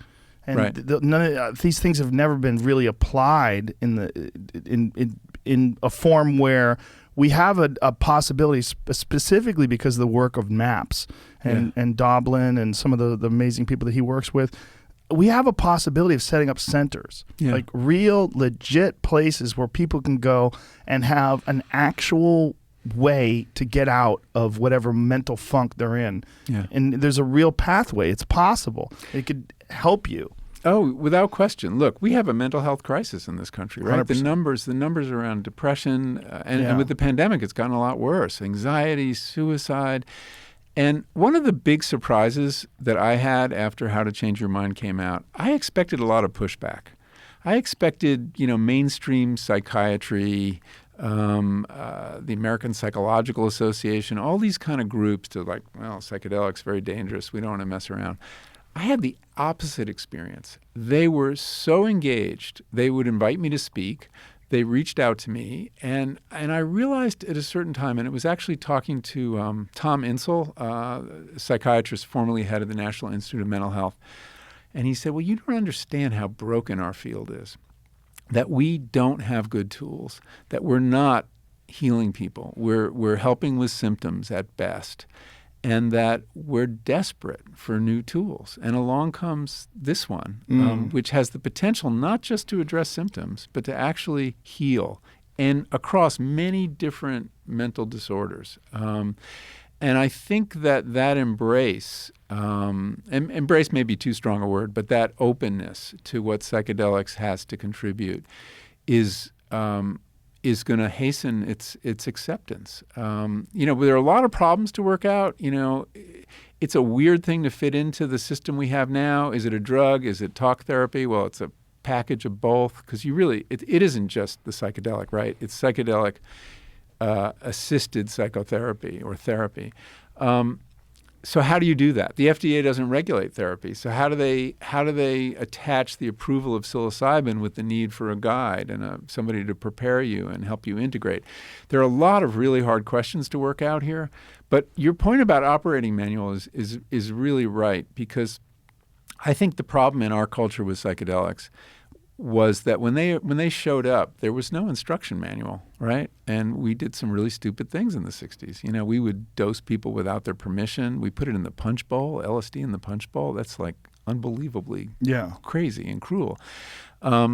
It was reckless. And a lot of people had great experiences anyway, but many people crashed and burned too. And now's the time to write that instruction manual. We have more experience. And we're studying these indigenous cultures who have a lot to teach us about how to use them safely. And it's a really interesting project. And it's, and one of the things I'm trying to do with This Is Your Mind on Plants is start that post-drug war conversation about drugs, which is one of the reasons I included caffeine, a totally legal drug that everybody uses. What does that have to teach us? And in a way, one of the most powerful drug experiences I've had in my life was the first cup of coffee after 3 months off. Really? It was psychedelic. It Really? was incredible. Yeah. Come on. Try it. Try getting off caffeine for a 3 while. months? 3 months without caffeine. How am I going to do a podcast? You may have to take a I'm hiatus. going to run out of things to talk about. I'll fall asleep. It was really hard. I did it actually at the suggestion of Roland Griffith, who, the psychedelic researcher, who before that was the world's leading expert on caffeine. And I was interviewing him about caffeine for this chapter. And he said, well, you're never going to understand your relationship to caffeine until you get off it. So it was kind of a dare. And it was really hard. It was one of the hardest things I've done. Really? Oh, I was a mess. For how long? 3 months. You're a mess until you... I was functional after a month. The first week I was not functional at all. I felt like I had contracted ADD. I could not stay on track. Everything, the periphery just kept intruding on my thinking. I couldn't write. I mean, writing is the most linear thing you can do, right? Right. And it's all about concentration, obviously. And I couldn't concentrate. And I felt like there was this veil between me and reality that, I was not quite seeing, getting, feeling. And it was weird. I didn't feel myself for the whole time. And I thought, what does that mean? It means yourself is caffeinated. and that is baseline consciousness for me and for many people. And that's not a bad thing, but I think we have a debt to these plants that we owe them. And so I spent a lot of time in that researching that chapter, looking back in history for when caffeine enters the West. And it doesn't happen until the 1650s in Europe. So we actually have a before and after, which we don't with a lot of drugs because they just go back, millennia. And before caffeine, it was a very different world and a very different consciousness. People were drunk a lot of the time, buzzed almost all of the time. People drank morning, noon, and night because it was safer than water, right? Water was really how you got diseases. If you fermented things, even low alcohol, it killed a lot of the microbes. So people, even kids, you gave your kids hard cider for breakfast. Wow. And this was true in America up until the 1800s, up until Prohibition. But anyway, caffeine comes along in the 1650s, and tea and chocolate and coffee all arrive in the same decade in England, which is kind of like great decade, right? And things start to change. In the form of coffee? Coffee and tea. And chocolate, which also has caffeine in it. And so what would they had never experienced coffee before the 1600s? That's right. they had in the Arab world. They'd had it from like 1200 or something like that. Supposedly it was discovered in 800s by a herder in like Ethiopia who noticed that his goats were getting very frisky when they ate this particular berry and would stay up all night. And so he kind of like started experimenting, or he brought it to these monks and they made a drink, and it's like, ooh. It makes sense that it was in the Arab world, because if you think about all the science that was being done in the Arab world, all the literature back then. So one writing. theory is that the Arab world had coffee first and had this incredible golden age. Yes. And there's a historian of psychoactives named Wolfgang Schivelbusch, and he correlates. What a name. Isn't that wonderful? German, of course. Wolfgang Schivelbusch. It's a great book. It's called Tastes of Paradise. Highly recommend it. And he said this was the perfect drug for the culture that invented mathematics and had this incredible, and it helped the culture in two ways. One was, as safe as alcohol made water, boiling it made it much safer. And coffee and tea, of course, both require boiling water. No one drank boiling water or hot beverages before. So this gave this incredible public health boost to these places. And then you have the drug that basically fosters a kind of more linear, rational, focused way of thinking. And so there is a lot of evidence linking coffee and tea consumption with the Enlightenment in France and with the Age of Reason in England. And people in the 1600s started writing about it. So like, wow, people, we have this new civil and sober drink and it was so popular because it was new that people drank less and they used more caffeine. And that, I think, makes possible things like the Industrial Revolution, because when you're doing physical labor outdoors, which was most of history, right? You could be buzzed. You didn't have to know what time it was. You worked from sun up to sundown. There were beer breaks actually on farms in England. They would give you beer because it gave you calories and made you happy. But when you start moving into like running machines and doing double entry bookkeeping, you need a clearer head. And when you start moving toward night shifts and overnight shifts, you couldn't do that without caffeine. And that's when it begins. There's a whole new, it freed us from the rhythms of the sun, which dictated everything in Western culture. You could only work till the sun went down. So it had a profound effect on capitalism, the rise of capitalism.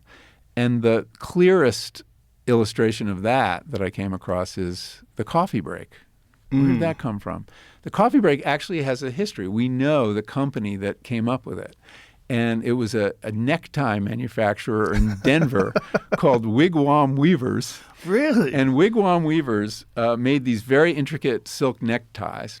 And during World War II, they lost all their best loom operators to the war effort. So they hired these old guys to do it, who weren't getting drafted, and they couldn't do it very well. Then they hired these women to do it, and they could do it beautifully. And there were very intricate patterns, very complicated looms. I mean, you've seen how the patterns on neckties.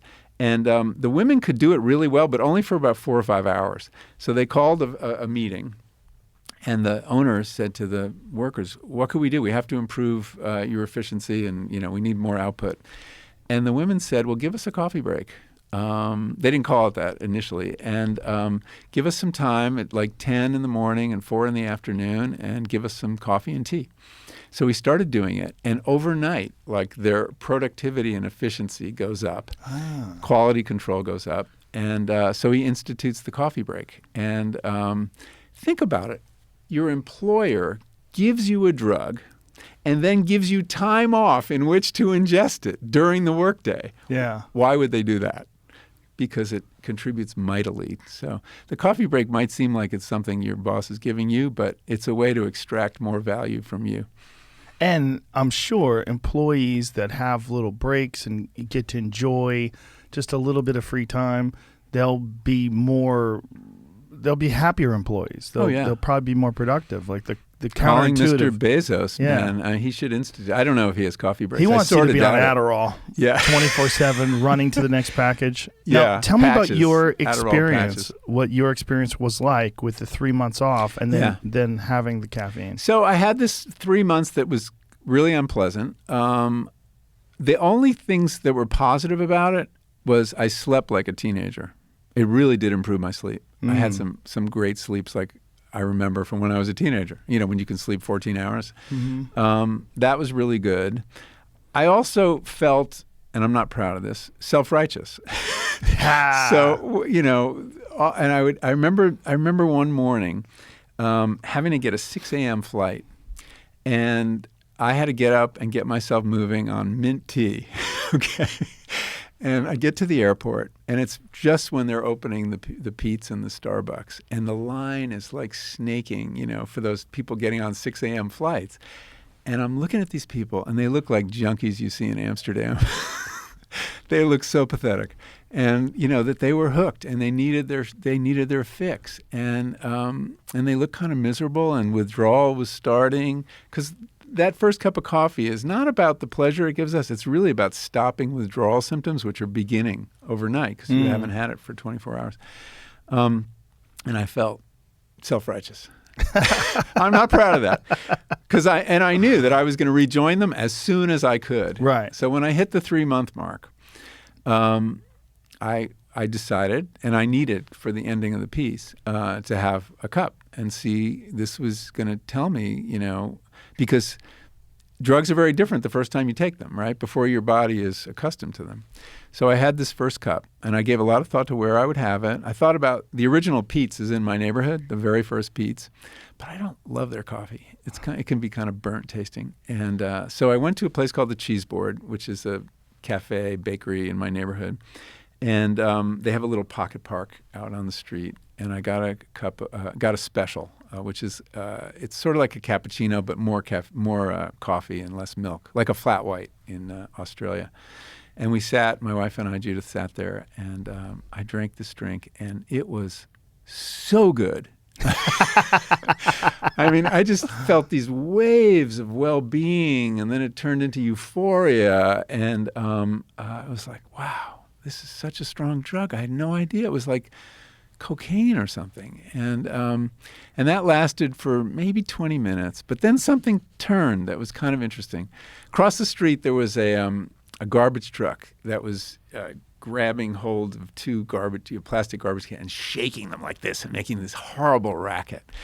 And it really got under my skin. I was getting kind of irritable. And I said to Judith, can we go home? And I felt like I got to get something done. I felt kind of compulsive. Wow. And so we walked home, and I went to my office, and I just had this desire to get shit done. And so what I did was, this is really weird, I unsubscribed from like 100 listservs that I was getting on my email that were really annoying. I just killed them one after another and after another. And then after I finished that, I went through the sweater in my closet, all the sweaters in my closet. And I threw out some, I gave some away, and This sounds like meth behavior. This is what I hear. I had a friend of mine I don't know. I've date never a girl used it. who was on meth, and she always would clean. She Really? would come home and organize and clean things. He's like, so if your girl starts cleaning incessantly, she might be on You amphetamines. have a problem. Yeah, I was really compulsive and very productive. And I said to myself... Did you keep drinking it throughout the day?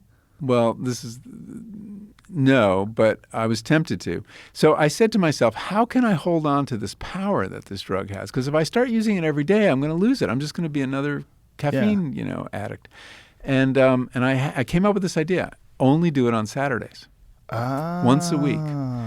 And I did that for a while. So that very day, after cleaning out my closet, I worked in the garden, and there were some plants that needed replacement. And so I started driving down to this garden center called Flowerland. And I realized, why did I pick that nursery? And say, oh, they have this Airstream where they sell espresso drinks right out in front. It was the voice of the addict putting me in position to get another cup the same day. Ooh. And so I resisted that. And I did this Saturday thing for a while, and it worked pretty well. I really look forward to Saturdays, and I got a lot done. On Saturday. On Saturday. But I wasn't addicted anymore, so I could get through the week. Sure, It wasn't hard. But then gradually it was like, it's Thursday, and I got a deadline. And this would really help me get over the deadline. So I started making exceptions. It was complete addict thinking, right? Did you try any other forms of caffeine? I would do green tea as I'm drinking now as a kind of green tea is a very good source of caffeine because it's really even. There's another alkaloid in it that stretches out the effect. So you don't get a jolt, but it kind of keeps you nicely titrated. What is the caffeine content of green tea? The average cup? It's probably a third of what you get in a cup of coffee. It varies amazingly. Like if the tips were plucked, when they're brand new, first flush green tea, that has a lot more caffeine in it and is a lot more valuable. So there's a lot of variables that go into it. The plant is producing caffeine, of course, as a pesticide. Right. And that was a whole question I looked at. It's like, why do plants produce these things that have these effects on our minds? Isn't that amazing that a plant could devise a chemical that can unlock a receptor in your brain? That's astonishing. Yeah. So I started looking at that question. And it's most of these alkaloids began as defenses. They're all very bitter, which is discouraging to insects. And they fuck with their minds, basically. I mean, if you think about it, I always thought, well, if you're creating a pesticide, just make it lethal, right? Right. But plants don't do that. That's not a great – I mean, some of them do. But if you think about it, if you put out a lethal pesticide and you kill whoever's eating you, whether it's a deer or a beetle, you're going to select for resistant members of the pest population. Natural selection will, there'll be some that won't be affected, and then they'll take over, and then your pesticide no longer works. Much cleverer strategy is to just mess with their minds and ruin their appetites. And think about it. How hungry are you on psychedelics? It's the last thing. It's the last thing you think about. So getting your pest to trip or and the other thing you do, if you let's say you're worried about insects, this is the plant's point of view right now. I'm going to give you a drug that makes you act really recklessly and dance around and lose control of your sense of survival. You're going to get picked off by a bird. Wow. So that's really clever. What made me realize this, and this is my theory. I don't have any science to point to, and I'm not a scientist.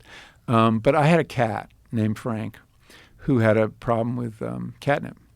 And I shouldn't say it was a problem. He loved catnip, but he had to have some every day. Yeah. And I had this. We used to live in rural Connecticut, and I had this fenced-in vegetable garden.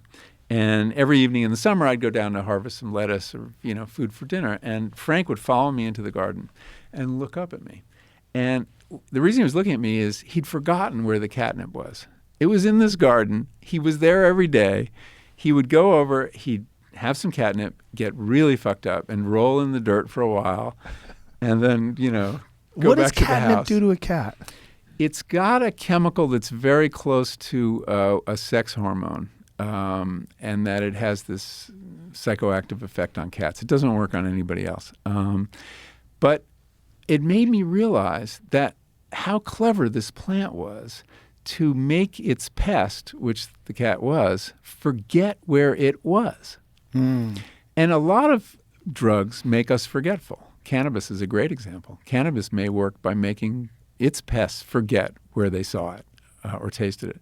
So anyway, this idea that plants have developed really neurochemistry to mess with our minds is a product of evolution, and it's an amazing skill. And the fact that these pesticides turn into attractants that, at high doses create problems, at low doses do these interesting things in our minds, has also been an evolutionary strategy, because look what we've done with coffee and tea. We've spread their seeds all over the world. We've made them precious commodities, or cannabis. I mean, these plants were stuck in their little center of origin. Now they're everywhere.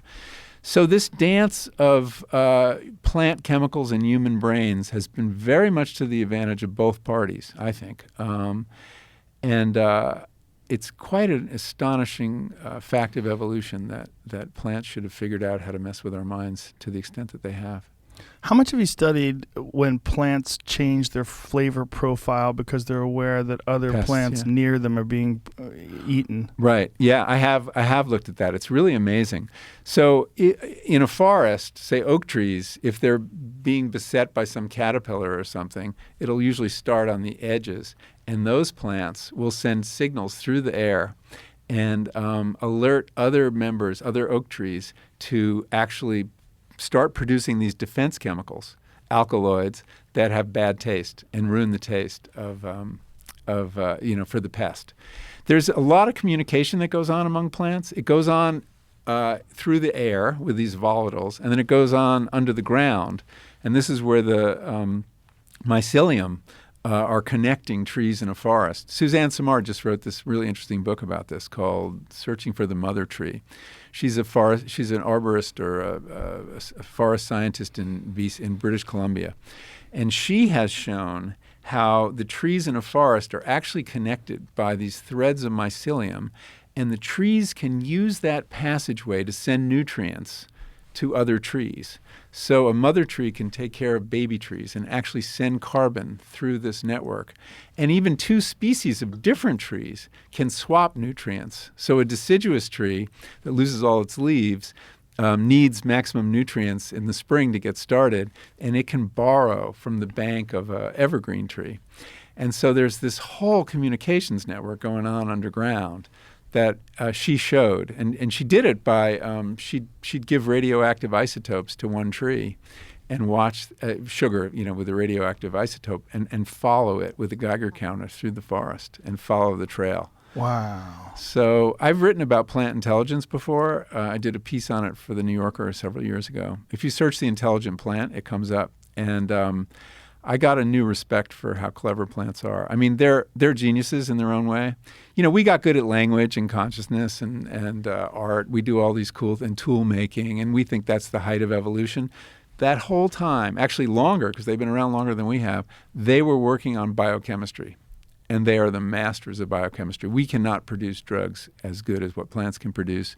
We cannot produce psychoactives as good as what plants can produce. I don't think we think of them as intelligent because they're not mobile. And that's right. It's just a limitation of our own biology, the way we perceive things. Exactly. No, we think, our standards for what constitutes intelligence are based on us. Yes. But there are other ways to be intelligent. If you Yes. define intelligence as the ability to solve the problems that confront you in life, they're really intelligent. Or communication. Yeah. Because they clearly communicate. They communicate in many different And they ways. send signals when they're being preyed upon. Yeah. And not just signals in terms of, like you were saying, they send them through the air. There's also studies that they've done where they've played sounds of caterpillars chewing leaves. Yes, I know the next guy to who does that plants, work, yeah. Which is even more insane. So Yeah. somehow or another they can hear, and they can hear. recognize a very specific pattern. So they hear the sounds of the caterpillar, just a recording. So it's not a real... Right. This is where it gets really crazy. It's not real caterpillars actually eating real leaves where the trees are communicating through the Right. mycelium. It's a sound. And Yeah. they're like, oh, we know what this is. Trouble. And then they send the... And they the produce this change- chemical. Yeah, Yeah. which is wild. I know. Well, the reason that plants got so good at this is because they couldn't move, right? Yes. If you can't run away, and if you can't go to what you want, you have to make it come to you or repel it. And Yes. that's all chemistry. And so that's where all their ingenuity went. And it's just a limitation of our imagination that we can't see this. Although if you've ever looked at time-lapse of plants, you suddenly get an appreciation for them as active agents. There was when I was doing the intelligent plant, the scientist in Italy showed me this video of two beans competing for a steak, and it was in time lapse, and you see them, and they're like fighting with each other, and they're going like this, and then one of them wins, and the other one gets limp and just depressed, and you see them as personalities, with life experiences, successes and failures, in a way you never do. It's just a timeline issue. It is. We live in a very specific dimension of time, and other creatures live in different dimensions of time. And, so we need to be able to imagine these other dimensions. But the tool of time-lapse photography is a powerful one for showing this. David Attenborough did a Secret Life of Plants kind of show once where he did tons of time-lapse. And suddenly, you've seen the ones of the Venus flytraps and stuff like that, but suddenly you realize, oh, they're thinking. And they're not thinking the way we think, but they do think. I mean, there has been research also showing that they can learn. There's a woman named Monica Gagliano who's a botanist who's done really cool experiments with sensitive plants. You know the sensitive plants that looks like a fern and you touch it and it goes limp? And it does this whenever it's touched. And she would take a bunch of sensitive plants and drop them a couple inches in their pots. And at first, they thought that drop was a touch, and they would, shrink down, collapse. And then after she did it 5 or 6 times, they realized it was a false signal, and they stopped doing it, and they permanently learned not to respond to that. Oh. So how are they remembering that? Where do they store that information? Oh my God. It's pretty mind blowing. That is so wild. Yeah.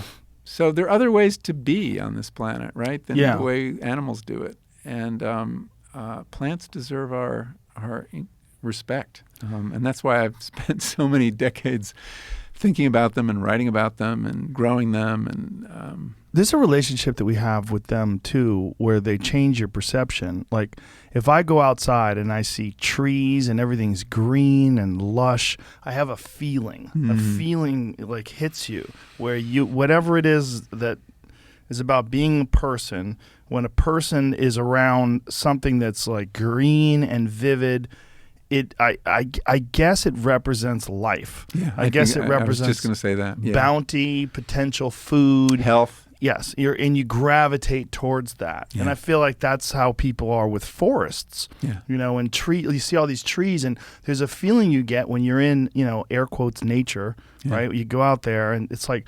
it's a nourishing feeling. Like I know. Your body has a great reaction to it. Yeah, I mean, I think we're wired for it. Yeah. And I think it connotes a sense of health. And when nature's healthy, there's probably food to be found, that all these trees are producing things you might eat. And I'm very interested in this forest bathing movement, where people go into the forest and just kind of meditate there. Yeah. And it's a powerful experience. Plants are amazing. One more example. So caffeine, I said, is a pesticide. Yes. They recently discovered this really surprising kind of anomaly, which is that there are certain kinds of plants that produce caffeine in their nectar. Now, nectar is an attractant, right? You want it to be you want it to taste good, and you want it to draw things to you because you want your pollinators to show up. So why would you put a pesticide in your nectar? Well, it's in such tiny quantities that bees really like it. And it turns out that bees are attracted to caffeine the way we are, and that this woman named Geraldine Wright, an American working in England, did this study. And she found that bees will prefer plants that give them caffeine. And they will remember those plants more. They'll be more likely to remember those plants and go back to them. And they will be more faithful pollinators of that plant. Oh. So, which is suggesting that basically the plant is using caffeine the way we do. I mean, to get better work out of its pollinators. I mean, in a way, it's sort of like the coffee break story. Jamie, we talked about this before, and I never did anything about it. How do I get a hold of that mad honey? Well, we can just buy it. You can buy that psychedelic honey? Yeah. You know about the psychedelic honey? There's a site. Is it in Tibet? Nepal. There's a psychedelic honey that's very difficult to obtain. It grows, these bees grow it on the side of cliffs. And so these people, they have this perilous route where they have to like dangle off the side of the cliff in a rope to gather up this. Look at this. This is this psychedelic honey. And this psychedelic honey, as they're gathering this stuff up, apparently it's phenomenal stuff that makes you trip balls. What's the plant that they're getting the pollen and I was hoping nectar you knew. From? That's it right there. I mean, this guy's just hanging on. We should start with the plant. Mad honey, the hallucinogenic honey that can sell for over $60 a pound on the black market. Let's find out what they do. I'm sure you can get it on Amazon. So this mad, I think you can. This is all the stuff. This is mad honey. We need to like do it and see what it does. What does it say? It says 300 grams of it, but it doesn't say what is the most potent mad honey available. What is it? But why don't you Google what is the psychoactive component of mad honey? What's the alkaloid in What mad a great honey? name, by the way, Mad Honey. I That should be a know. band. There it is. It's an alkaloid. Here it is. Okay. Bees that collect pollen and nectar from Granotoxin-containing plants. often produce honey that also contains granotoxins. So-called mad honey is the most common use of granotoxin poisoning in humans. Poisoning? How dare you? Well, it's about dose, right? Yes. I mean, like all drugs. Mad honey in Turkey is known as deli ball. It's also used as a recreational drug and traditional medicine. Rhododendrons. Wow. So it's made we by can grow bees that those. feed on rhododendron flowers, which give it psychoactive effects. But again, it's one of those things where I think it's only in Nepal where they find this stuff and harvest this stuff. But rhododendrons are here. Yeah, so you why- could. Yeah, so if you put some bee boxes in a rhododendron nursery, you could try that. See if you can find a video on it, because when you watch these guys collect it, it is wild. Yeah. It must It's- be worth it. But it must be worth it. But how did they ever figure this out? Well, Because it's yeah. on the side of cliffs. I know. Like they have to literally risk their life and dangle off cliffs. And you got to assume they're doing this with I mean, how long have they been doing it? Did they start with homemade ropes? Like Yeah, you got to really I trust know. a rope maker. Well, the lengths people go to collect honey, I mean, we did a documentary based on Cooked, and Based on cooked? Cooked was a book I wrote a few years ago oh. about cooking and the cooking hypothesis, and we went to Africa to shoot it. I didn't go, but the crew went to Africa to shoot it, and the hunt for honey is like more prestigious than the hunt for animals. And they would send these young boys up, these ridiculously high trees to get it. I mean, look, sweetness is a driver for human society, right? We do a lot for sugar. I mean, we started the slave trade for sugar, right? I mean, it was insane what we would do to get They sugar. started the slave trade for sugar? Slave trade began with sugar plantations in the Caribbean. And so sugar, and the sugar trade was driven in large part by the tea trade, because the English would put so much sugar in their tea. That's the way because they had kind of very bitter tea. So, and it became a big source of calories in the English diet is the sugar you would put in your tea. And because it was hot water, it could absorb a lot more sugar. So anyway, the dark side of coffee and tea is these industries were built on the back of incredible exploitation, slavery, and the people who grow our caffeine are historically have been treated really badly. Well, historically, whenever there's been a commodity, people have always abused other people in order to either get it. harness that commodity, achieve it, like salt. Like how many people were murdered for salt? Yeah, Which it's true. Sounds insane because you I go to know. the store. or in the spice trade. Yeah, it's right there. Or you go to Yeah. a diner, it's on the table. It's like, Well, once upon a time, it's rare in Yeah. nature. That's one of the reasons we love it. It's Yeah. those things that are rare in nature: salt, sugar, fat. And that's Yeah. why we crave them, because they were special occasions. And now we can get them, of course, anytime we want. and you can get them all in one source, and that's Yes. why we're so fat. The Fast rhododendron is the national flower of Did not Nepal. know The that. hills and mountainside ranges of Nepal are decorated with different colors and shapes. The genus and species, which is the dark red color in rhododendron arboreum, which is called the lalligurans in Nepali. So there's over 1,000 different kinds of rhododendron, though. Oh, And they also grow, you can get mad honey from the Pacific Northwest, Oh, really? according to this article. See if you can get a video of them collecting the mad honey, though, because the video is wild. When you see these guys swarmed by bees trying to harvest these, and they're very strange-looking honeycombs. Yeah, they It's don't look neat or Yeah. organized Well, at they're all. tripping balls while they're making them. And, No yet- wonder they're- and you wonder what effect it's having on the bees. I'll bet nobody's studied that. Yes, right. I mean, in the same way we figured out that they like caffeine.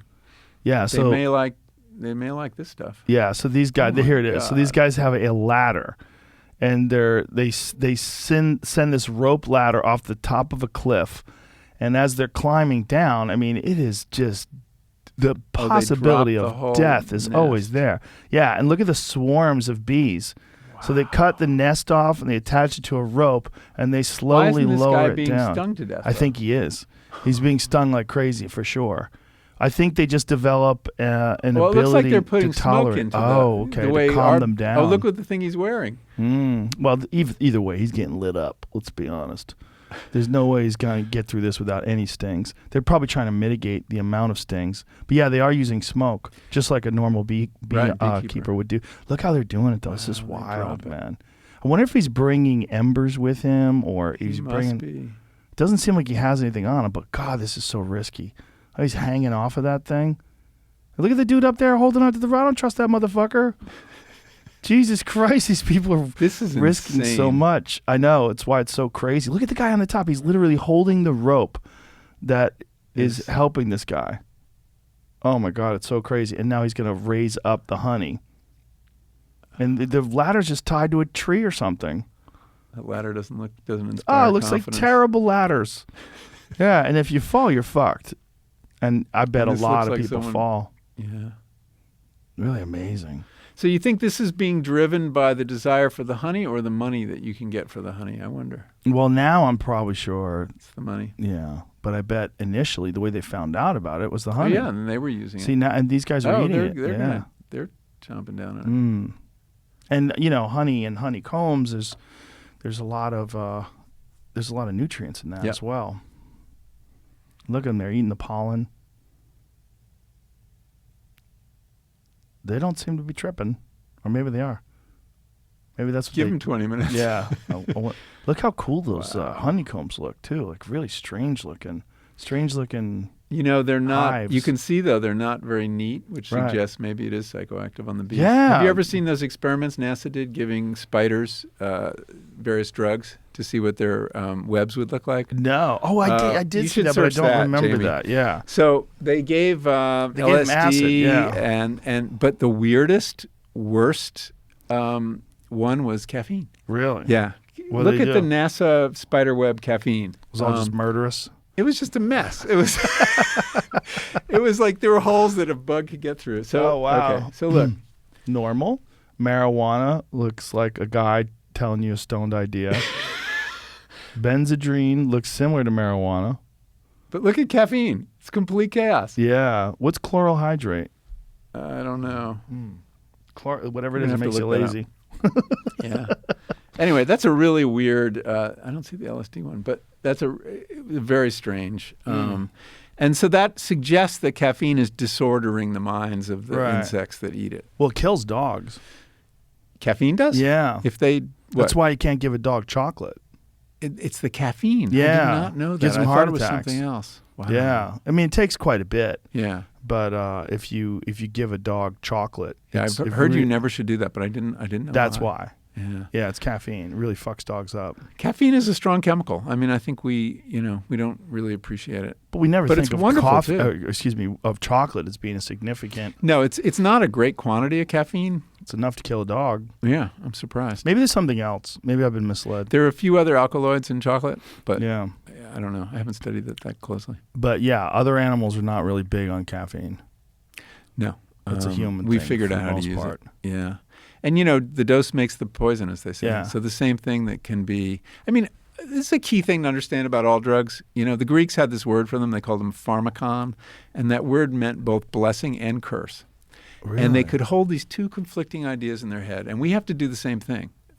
We have to realize that, that these drugs are powerful. They're tools, and they can be used well or used badly. And a lot of the work of culture is figuring out which and how. Yeah, it seems like we're just learning over the last few decades about the I don't want to call it consciousness, about the intelligence of plants. I mean, would you call it consciousness? How would you? No, I don't think I would. I mean, I'm more comfortable with intelligence. I mean, maybe we'll find there's something like consciousness, but consciousness implies a self-awareness and an eye, a perceiving eye. So let's call it intelligence. So this wasn't even a concept a few decades ago. When was the concept of plant intelligence? When did it first emerge in the literature? Well, there was a group that got started in the early aughts called the Institute or Center for Plant Neurobiology. It was a very aggressive name because there are no neurons, and it pissed off so many botanists. And this is a group of people. Stefano Mancuso is involved, Monica Gagliano, a handful of others. I wrote this piece about them years ago. And this is when you first started getting a lot of research into plant communication, plant problem solving. They were working with these, what is the creature? There's a slime mold that can navigate a labyrinth, okay? Really? Yeah. So that's not a plant, obviously. That's a fungus. But yeah, they would put food here and a mold here, this slime mold that kind of grows in this. How long would it take? I don't know. I didn't stick around to watch it. Wow. So I would date it to 2000 or so when you get a lot more attention. There was that book written in the 70s. I don't even remember, The Secret Life of Plants. Mm-hmm. And where they were using plants as lie detectors. They would bring criminals in to see if they got an electrical response. It was all bullshit. I mean, that book has been completely discredited. And that slowed down research into plant intelligence. It was interesting. Nobody wanted to touch it when that book was exposed. But now it's kind of coming back, and it's a respectable subject. And I think we're going to learn a lot more in the next few years. Is there real data on using music and talking to plants and the change that it has in the way they grow? Not that I know of. Not real data. That was part of The Secret Life of Plants. Oh, was it? Yeah, if you played Beethoven or Mozart, they had preferences. I wonder if there's something to that, though. If they don't like to be touched. Most plants would rather you didn't touch them. And interesting. They take it as a threat. I don't blame right. them. But maybe the dropping ferns, maybe they get accustomed to it. Maybe they get used to it if you pet your or if you touch them when you spray them with mist and water and moisten them. Or associate it with fertilizer. Yeah. I wonder if that's possible, I don't think Pavlov's dogs type situation. Yeah, it's a good question. That'd be wild. It would be. But we've also learned, though, that they are not solitary creatures. I mean, as we're learning, we're not solitary creatures. It's so interesting that, we now know that plants that have a symbiotic relationship with fungus do much better. And if you put them in just water, you grow them hydroponically or grow them in a sterile soil, they will never do as well as plants that grow with fungus. And there's a wonderful relationship between the mushrooms and the plants where the plants produce sugars that they exude from their roots that the fungus needs, and in exchange, the fungus, which can go down and burrow through rock and stuff like that, those little mycelium are incredibly strong. They give minerals to the plant, and so they have this swap. And when you hear about using plants to sequester carbon in the soil, which is a big conversation around climate change, we think, you're growing trees and that holds a lot of carbon. But in fact, what's happening is about 40% of the sugars that are produced during photosynthesis go down through the plant into the roots and out into the soil. They're giving it away. And that carbon goes into the soil food chain and gets eaten by various microbes and mycelium and stays in the soil in the form of the dead bodies of all those microbes. And that's how you can sequester large amounts of carbon by growing the right crops. So they're somehow or another sharing or giving. They're sharing. It's a more cooperative relationship. We learned the original take on Darwin was nature red in tooth and claw, even though that wasn't his phrase, and that it was all about competition.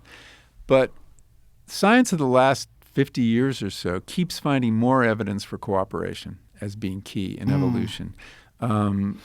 Taking care of your kin, but also your community. And so now we've seen this on the individual plant being dependent on a fungus, and now we're seeing it in the forest, that all these trees have a social life, essentially. They're all connected to one another. So it's not every plant for itself. In the same way, it isn't really any person for itself, right? We are fundamentally social beings. We do not do well alone. And so I think that the role of cooperation in nature is finally getting the attention it deserves. Is there a way to measure the health of a plant that is potted alone versus the health of a plant that is out in nature in a garden?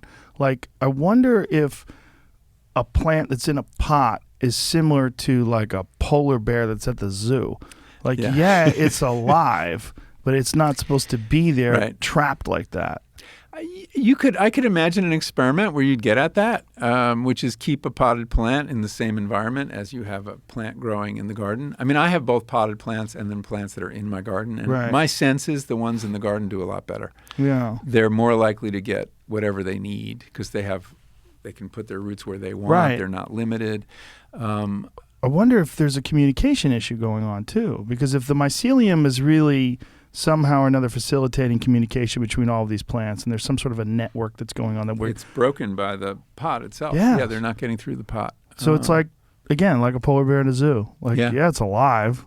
You familiar with the rat park experiments? Yes. Yeah. It reminds me of that. Please talk about those, because it's really amazing, because people have this perception about rats and cocaine and rats and heroin, and because of this. But so most of what we think we know about drugs and addiction comes from these rat experiments, right? And they would take a caged rat, and this went on all through the 60s, 70s, 80s, and they would give it a choice. And it was hooked up with IVs, and they could press a lever and get either, sucrose, sugar, which was a nutrient, or they could get a drug. They could get cocaine or heroin or meth, whatever you put in there. And these cage rats would just keep hitting the lever for the cocaine or heroin till they died or got addicted. And the cocaine killed them, and the opiates addicted them. And this was like proof that, the chemicals have these hooks. And if you take, that addiction's a disease you catch from these chemicals, basically. That was the model. And then this clever psychologist named Bruce Alexander up in British Columbia thought, well, maybe it's because these rats have such shitty lives that they're taking these drugs. So he designed another experiment called the rat park, and he built a bigger cage, and he put toys in it, and plants and other rats to have sex with or play with, and really good food, and then gave them a choice between water laced with morphine and clean water. They would still have a little morphine, but instead of like 25 milligrams, they'd have 5 milligrams. They'd have a safe amount, basically. And this was a really strong evidence for the fact that addiction is an adaptation to conditions, to the quality of your cage, if you will. And that if you could improve people's circumstances, if you could create a park for them or something like a park, they would be much less likely to get addicted. And I think that's a really telling example. I mean, it was just our blindness that we just assume rats in cages, natural, but I mean, they were in solitary confinement. They were miserable. They were probably suicidal. So it makes sense with people. You don't see people at the top of their life that are doing fantastic that waste it all away with drugs. It's usually there's some sort of depression and there's some, abuse or like anxiety. we were saying earlier about the opioid crisis. Yes. It's not everywhere. It's in these really disadvantaged areas. These areas that were once doing well and no longer are. Yes. And people's sense of their life prospects are so dim that and as Carl Hart makes the point, they do get pleasure from these drugs. Yes. They get something they're not getting in their life. Right. That there is this sense of warmth and comfort and even connectedness for some people. And, it's not a healthy adaptation, but it is an adaptation. And so it raises questions on whether we should think about addiction as a disease. That's a very common idea, and it's useful in the sense that it takes away the shame. And that's a healthy thing, I think, the shame of being addicted or the guilt of being addicted. But I think it may get things wrong, too, because it may be that the addiction is more of a symptom of the disease. And the disease may be trauma, poverty, racial discrimination. I mean, all the stresses that people deal with. That's Gabor life. Mate's take, right? Yeah, trauma in his take. And I think he makes a very good case. Yeah. That, if you interview addicts, you will often find that there is some trauma in their past. Yeah, it's an the rat park study is so interesting because imagine if that guy had not put those two pieces together. Yeah. We would still have this narrative that cocaine and heroin are so addictive because of science that we've proven that people that get it, they just take it until their life falls apart. So keep it out of your life. Yeah, exactly. And then it's all biology. And it's predestined and inevitable. And I think addiction's a lot more complicated. And I think, some of these harm reduction strategies going on, in Portugal and Switzerland is an interesting case. They, if you're a heroin addict there and you enter into their system, they will write you a prescription for heroin. So you'll get it at the drugstore, which removes the risk of overdose because you know what you're getting. There's not going to be any fentanyl in it, and you're not going to be using a dirty needle, so you're not going to have the contamination issues. I mean, a lot of the harms of using these drugs come from the fact they're illegal. Yeah. And the black market and sharing needles and everything. And then they'll go to work on making sure you have a good job, giving you therapy, essentially improving your cage.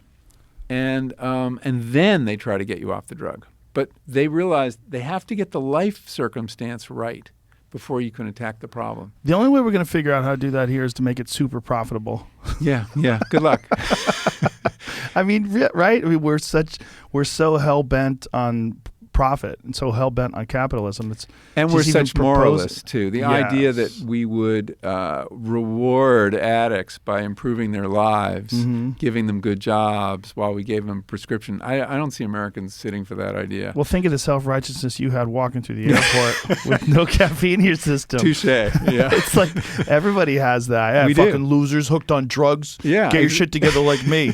But the thing is like everybody's path is different. Everyone's path is different, but we do moralize drug addiction in a way that just is not helpful. No, it's not. And we also we lose sight of the big picture. Like all these America First people, they're these hard-nosed sort of people that think that we need to just people need to pull themselves up by the bootstraps, and we need to emphasize hard work and discipline. All that stuff's great, but if you can help people, the more people that can get out of this trap, the more people we can educate and provide therapy and provide a helping hand, the more they can get out of that, the less losers we'll have, which means the better America will be overall. And more people who are contributing. We'll have more people contributing and more competition. More competition amongst us, which will elevate everybody. It's good for everybody. It's good for the people that are competitive, capitalistic people should be embracing this because it's better for the market overall. You'll have more contributors. Right, and more consumers. Yes. I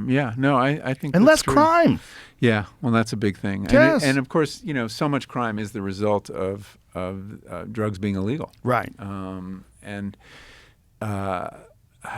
we're doing are feeding the cartels. Yes, which is insane. I mean, everyone wants to go overseas to deal with these criminals, and these foreign lands that are doing terrible things. Oh, look what the drug war's done to Mexico. Look what it's right done there. to Colombia. Yeah. I mean, it's just destroyed these governments. Yep. And anyway, there are a lot of reasons to end the drug war. I think people see it. I don't see the right even defending it anymore. And one of the things I'm trying to do with this work and this book is let's start this post-drug war conversation and figure out a better way to deal with it. Because addiction will always be with us. There will still be overdoses. Look, we legalize tobacco and alcohol, and I think about 80,000 people die from alcohol every year. And that's a cost that we've just decided we're going to bear as a society. We do our best with these rituals and caffeine. We're kind of desocializing the use of caffeine in a way that is lowering its the number of people smoking, and that's been helpful. But this has to happen in the culture, and it's not going to be perfect. It's going to be an uneasy piece. Well, there's also personal responsibility and choice. Yeah. Cigarettes are a big one, right? Cigarettes kill 500,000 people every year in this country. They die prematurely because of the use of cigarettes. But actually cigarettes are or tobacco is a very interesting example of how contextual though drug use is. So I have in this book I did a tobacco ceremony, which is really interesting. Many traditional cultures in the New World use tobacco as a sacred plant medicine. Some people think it's the most powerful plant medicine of all. They don't smoke them every day. They use them ceremonially on special occasions. They're not addicted to it, and it's a powerful drug when used that way. Yeah. So this tobacco ceremony, I was working with this healer, this curandera, and basically, it's liquefied tobacco. They take a tobacco rustica, which grows in South America, I guess, and they make this brown liquid from it. I don't know. They cook it. I don't know how they make it. And you close one nostril, and she has a syringe, and she shoots it up the other nostril. And Whoa. It is, so it's like a snuff. And you just feel this wave of flame, like starting in your forehead and then moving back through your head and then down your spine. It's like, whoa. And you start moving in this involuntary way and shaking out your legs and your arms. You look kind of spastic. I did this in front of a camera. I regret to say. I'm working on a documentary about psychedelics, but I'm not going to trip on camera. It's just too dangerous and it's a bad idea. So, but a tobacco ceremony we could do because it's legal. It's totally legal. And it only lasts about 10 or 20 minutes, but it is such a powerful purgative. Like I just felt like emptied out and refreshed when it was over. Really? And it just like everything just went. Whatever I was worrying about, whatever was on my mind. And I felt like physically that I had just been purged. And this is tobacco. This is the same drug that kills 500,000 people that, millions of us are addicted to. And it's done so much damage.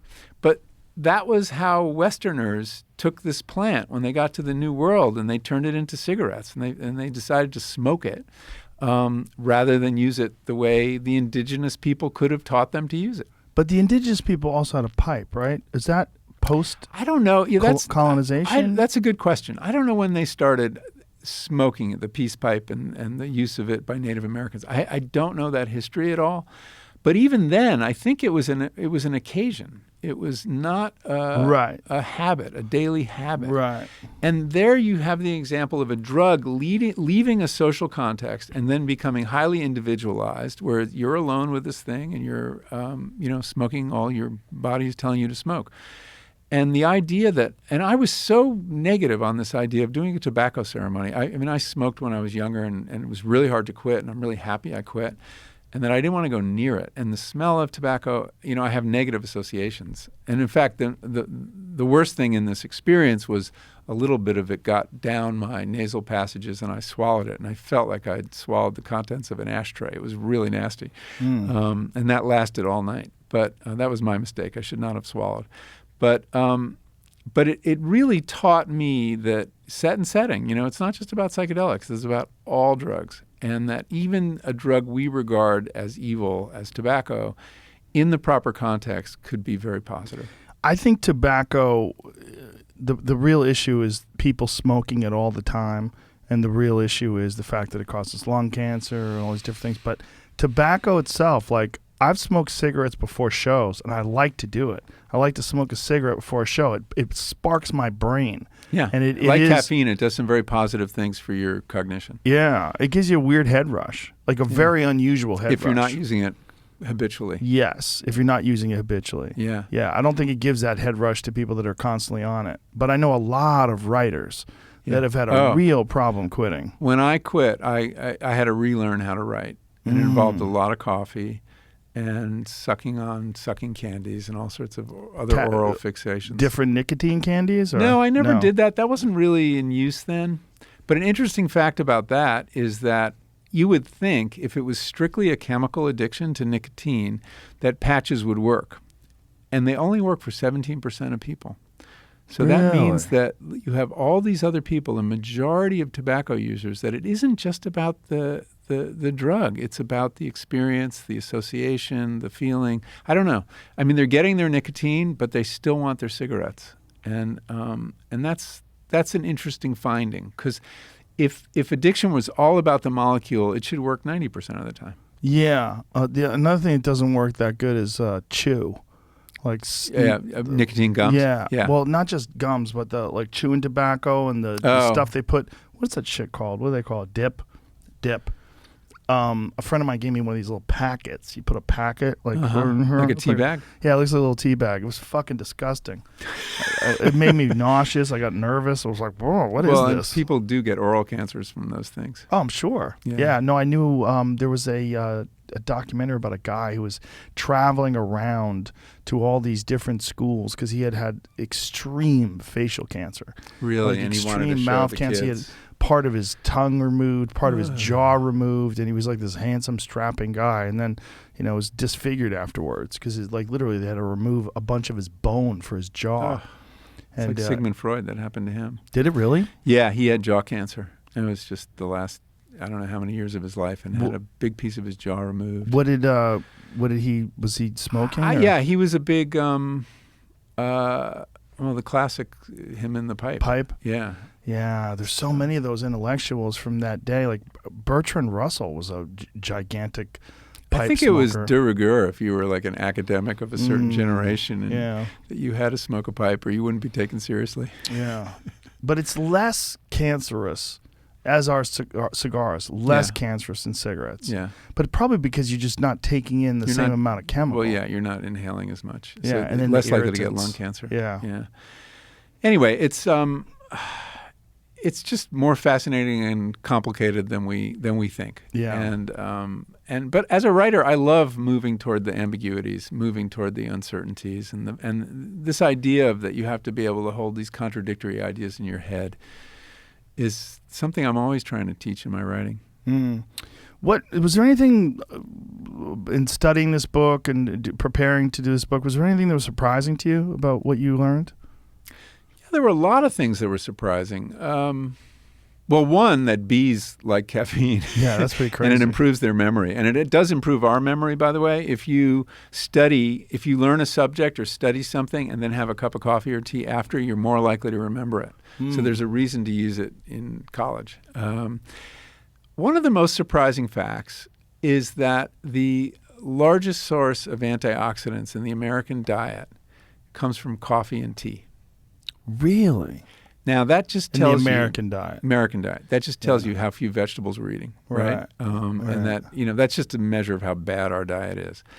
We're eating meat and sugar, and we're just not getting plants because the only thing that produces antioxidants, which we need for our health, which we need to prevent cancer, plants produce antioxidants, and so we're getting a lot of them from coffee and tea. That may explain a lot of the health benefits of coffee and tea. Coffee has been shown to be protective against several cancers, against Parkinson's disease, against cardiovascular problems. And it may not be the caffeine, it may be the antioxidants.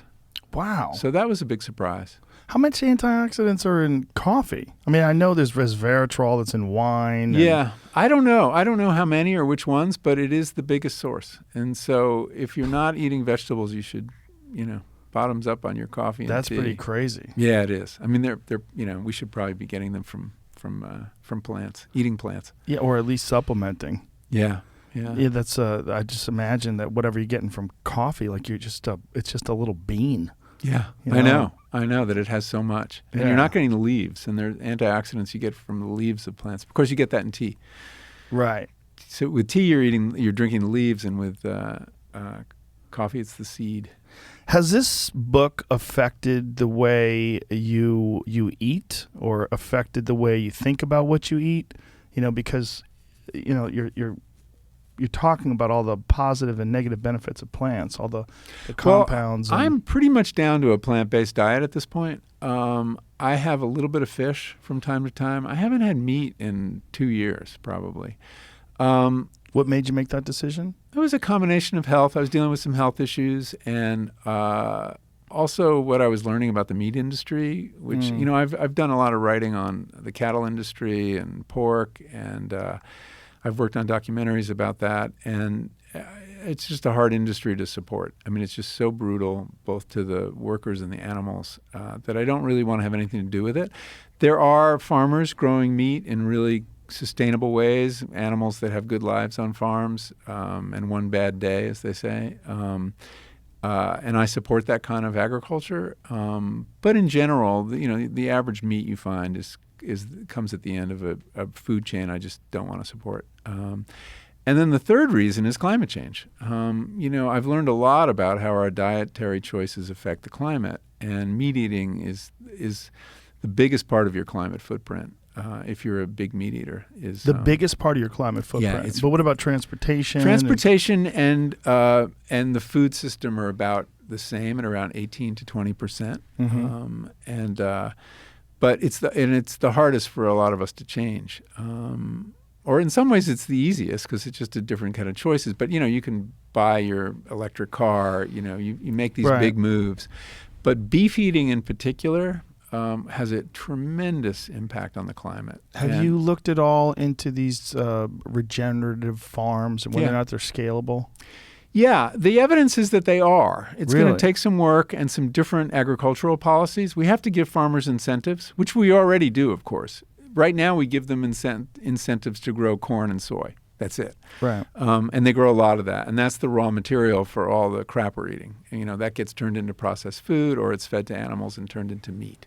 And that's basically how the food system is organized right now. We could change those incentives and reward farmers instead for practices that sequester carbon and for practices that improve the diet. So even if you added one crop to that corn-soy rotation, I don't know, pigeon peas or something like that are being used to make these meat substitutes, it would have a huge positive effect on the soil microbiome, on carbon sequestration, cover cropping, planting trees in on your farms. There's a lot that could be done and that it could make a substantial difference to climate change if we worked on our agriculture. One of the weirder things about psychedelic experiences is that different compounds or different types of experiences have different, almost like standard icons or standard narratives. Like one of them is with tryptamines, particularly with ayahuasca, you get a lot of protect nature, protect Mother Earth, some sort of weird connection. And with psychedelic mushrooms, you almost get, there's almost like an announcement that there's an other out there. Yes, exactly. Right? Yeah, I had that on psilocybin. I had an experience that I described in How to Change Your Mind of being in my garden in Connecticut. And, I've always, as we've been talking about, I've always given plants a lot of credit, right, for being actors, agents, having their own subjectivity, right, their own point of view. But it was an intellectual idea. I understood it intellectually. On this psilocybin experience, I was in my garden. It was August. There were dragonflies everywhere and bees everywhere and birds. And I saw my plants as more alive than I'd ever seen them before. And they were like returning my gaze. And I know that sounds crazy, but they were regarding me as I was regarding them. And I had never felt more part of nature than I did that time. Normally as humans, we feel like we've got one foot in nature and one foot definitely out of nature. Right. We even talk about having a relationship to nature. That's fucked up, right? We're in it. We are nature. We don't have a relationship We're natural. to nature. Yeah. But that's how we think. That was all gone. I was just one species among many, and they all had their own subjecthood, their own personalities. And it was, and my plants were, really well disposed to me. They were very positive. There was no negative energies going back and forth. And then the dragonflies were, connecting us all, and it was amazing. So it was that kind of announcement you're describing. And a lot of people have nature experiences like that on psilocybin. You're right about ayahuasca too. The imagery is right out of the Amazon, right? And I have a feeling we are bringing that to the experience, that jaguars and pythons have been part of like ayahuasca trip reports for a very long time. But also dragons. Dragons Flying too. That's dragons. right. Yeah, that one is not. I've never seen those in the Amazon. And also UFOs. Yeah, Like sometimes that's true. people literally see flying saucers and they get beamed aboard. Yeah, I know. So it's like I how had much a lot of of it is in vine your mind? imagery on ayahuasca. Vines. And that's common too. Yeah. I had this really weird imagery on ayahuasca that stays with me as kind of like this visual koan. And I find one of the things that happens in psychedelic experience is that sometimes there's an image you can take with you and use in your meditation or just when you're just daydreaming. And this is one for me. I was it was a weird ayahuasca circle because it took place during the day because our shaman was losing her sight and wanted to do it during the day. And so we were wearing eye shades. And I was with a group of women. I was the only man there. And the eye shades they had were really tight. And they were black eye shades with these 3 bands of black elastic going around my head. And at the height of this experience, I felt like these bars encircling my head, that the things became bars. And then they started reproducing, and there were bars going all the way down my body, and I was in this tight little cage. And I was like, how am I going to get out of this? And it really was scary. And then I look down, and I see a little bit of green, and it's the first 2 leaves of a vine. And the vine starts climbing up the cage, round and around and around, and gets to the top and leaves and reaches out to the sun. And I kept saying to myself, plants can't be caged. Plants can't be caged. And I don't know what this means. It may mean nothing at all. But that image, that difference between us and the plants and our limitation and the fact that they can take a cage and use it for their own purposes and reach to the sun and go where they need to go unimpeded it was just a powerful image for me. And it's sometimes psychedelics just gives you things you chew on. And I've mentioned this in interviews before, and people write me with interpretations of, well, you're actually the vine. You're showing us how to get out of the cage of our own. Thank you, but I don't know. Yeah, people always have their own wacky interpretations of what your experiences I know. I mean, imagine the people that interpret dreams. Yeah. Imagine people that interpret trips. That kind of shenanigans, those kind of shysters, they're coming. Right? Yeah, that'll be a job, I guess. Oh, for sure. Just like psychic they'll be healers. Called integration therapists. Yes. I mean, there's healers out there. That's what they do. I'm a psychic healer.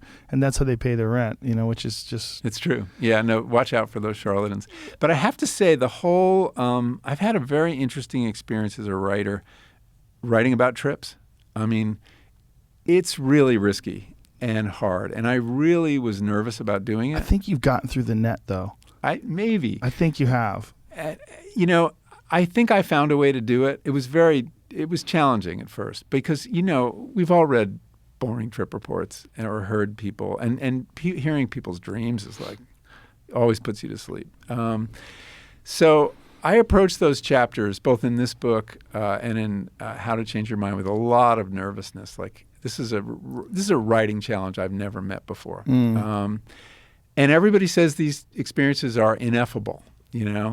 Beyond language, but I was going to F them. And, I was going to try. Yeah. Or fail trying. And it turned out to be the most fun I've ever had as a writer, which I didn't expect at all. Once I found the voice, and I knew I was writing for people who hadn't tripped, as well as for people who had, because I'm trying to reach the general reader. I'm not just writing for psychonauts. And but I found a way to do it, which partly involved acknowledging how insane it sounded, So I would tell an image like that or say something that happened or, discovering how important love is and say, look, I know how banal that sounds, but remember, banalities are just truths that have been drained of any kind of emotion from overuse. It doesn't mean they're false. That's a great way to describe it. And we need to relearn these banalities, right? Yes. And psychedelics takes us there. So I would just kind of it was like turning to the audience, right, in a play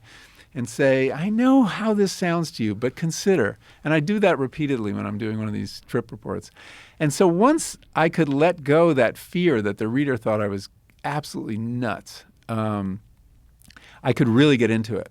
And it became sort of like what I imagine novelists get to do, which is essentially transcribe the fantasies in their head without having to worry about fact checkers or, plausibility. And I had these memories. And as you know, the memories stay with you for a long time. It's not like dreams in that sense, where dreams are constantly you're trying to hold on to it as it flees. But they were still very vivid to me. And telling those stories actually became my favorite thing. I mean, in the writing of the book and the mescaline story here that I tell was just, I don't know, it just takes you to a really interesting place as a writer. And I'm looking forward to more people doing it. I think you will I think we will see it. And, I paid no penalty for telling my trip reports in 2 books so far. Well, I think it's because you establish yourself, again, as a real writer before that. Where in The Omnivore's Dilemma and all your other books, it's like you're a guy who investigates topics and thoroughly researches them and then gives an accurate and intelligent assessment of what's going on. Yeah. And they trusted you because of your previous work to apply this same sort of strategy. I think you're probably right. I think I did bring a certain credibility. Had my first book been about psychedelics, I think things would have gone very differently. Yeah. It's funny, the whole time I was working on psychedelics and interviewing all these people in the scientific community and the underground community, they would say to me, so I think you're going to do for psychedelics what you did for food. And I'm like, I don't think so. This is a different kind of topic. I thought it was really silly, actually. Really? Before you got involved, you thought it was silly? I didn't imagine the potential for this field to become so legitimate, so What year fast. was this? I published that book 3 years ago. It was. Well, what year was it when you started thinking about writing? 2013, 14, I started writing about psychedelics. I did a piece for The New Yorker. And what psychedelic experiences, if any, had you had before that? I had a couple psilocybin experiences in my 20s. They were not high dose, I now know, having had high dose. They were kind of, what some people sometimes call museum experiences, where everything looks kind of filmic or interesting or arty. Mm-hmm. They were pleasant. Well, one was pleasant. It was in a rural situation with my wife, and that was wonderful. And then the other was, on Riverside Drive in Manhattan. It was like, no, you don't do it there. And that was not pleasant. And then I fell away from it. I had no interest, but I didn't do them in college. It was weird. I went to a college where there was no psychedelics. And this is in the 70s. I don't know what I did wrong. What college? Bennington College in Vermont. And there was like one pothead and everyone else drank. And so it was an odd place that way. And there'd been a lot of LSD on campus, I heard, years before, and then after I was there. But I was in this little window of like no psychedelics. But frankly, I was too afraid. I did not think I was stable enough to take LSD. And I had absorbed all the cultural fear. The stories about your genes and what would happen. And because I didn't get to college till 1973. So in 1968, when the backlash begins, I'm only 15. So, no, I'm 13. So I brought all this fear. And I didn't think of myself as a stable enough person to take a chance. And I didn't want to explore my mind. I was afraid of what I'd find there. Mm. And, the mind is a very scary place to go for most of us, I think. But it was particularly scary when I was that age. So I stayed away. I remember writing a short story when I was in 10th grade about a kid who took LSD and broke a bottle and slit his wrist. You wrote a story Yes. about this? Wow. Yeah. So that's what was in my head about it. What was that based on? Just folklore? Yeah, stuff that was out there and fears that I had. So I was coming to it fresh. I didn't really start till I was in my late 50s. I didn't do it at the age-appropriate time. But on the other hand, I came to appreciate that there's a special value to psychedelics late in life. And that I said in How to Change Your Mind that, it could be that psychedelics are wasted on the young. And that they offer special things to people when you are not just older, but more set in your ways. When you've developed all these habits, as we get older, we develop these algorithms to get us through any situation, dealing with our kids or our employer. We know what works. We go right to the script. We have a script for everything. But that kind of dulls us to reality. We're not taking in information. We're going right to the solution or the script we want to use. And one of the things I think psychedelics are really good for is melting those habits and creating a space where new narratives can form. We're the victim of these narratives that our ego tells us, and a lot of them are very critical. Your work shit, you're unworthy, you didn't deserve the success. Our egos are hectoring us with that kind of stuff all the time. Psychedelics tunes that down, sometimes turns it off completely. We know all about the default mode network and the part of the brain where those stories are originating and how they go offline during psilocybin experience or LSD. And then, there is an opportunity once you've softened the hold of those narratives, once you've gotten out of those grooves, to start new narratives. And I think that's what happens in many cases. There's a wonderful metaphor that someone I interviewed for the book said. He's a Dutch neuroscientist. And his image of what psychedelics do is like, imagine a hillside. He would have said a mountain, but he's never seen a mountain. He's in Holland. It's a flat country. Imagine a hillside covered in snow, and imagine your thoughts as sleds going down that hill. Over time, the grooves created by those sleds get deeper and deeper. And over time, it's impossible to go down that hillside without falling into those grooves. They're attractors. They'll just suck you right in. What the psychedelic experience does is it's like a new snowfall, fresh snow. It fills all the grooves, and that allows you to go down the hill in a new way. That was a beautiful image. That is beautiful. Yeah. Let's end with that. That's perfect. Sounds good. All right. This book is out July 6th. Audio as well. Audio July as well, 6th. and Kindle. This Is Your Mind on Plants. The great and powerful Michael Pollan. Thanks, sir. Hey, I really, thank you, really Joe. appreciate that Great very pleasure. much. It was awesome. I really enjoyed it. All right. too. Bye, everybody.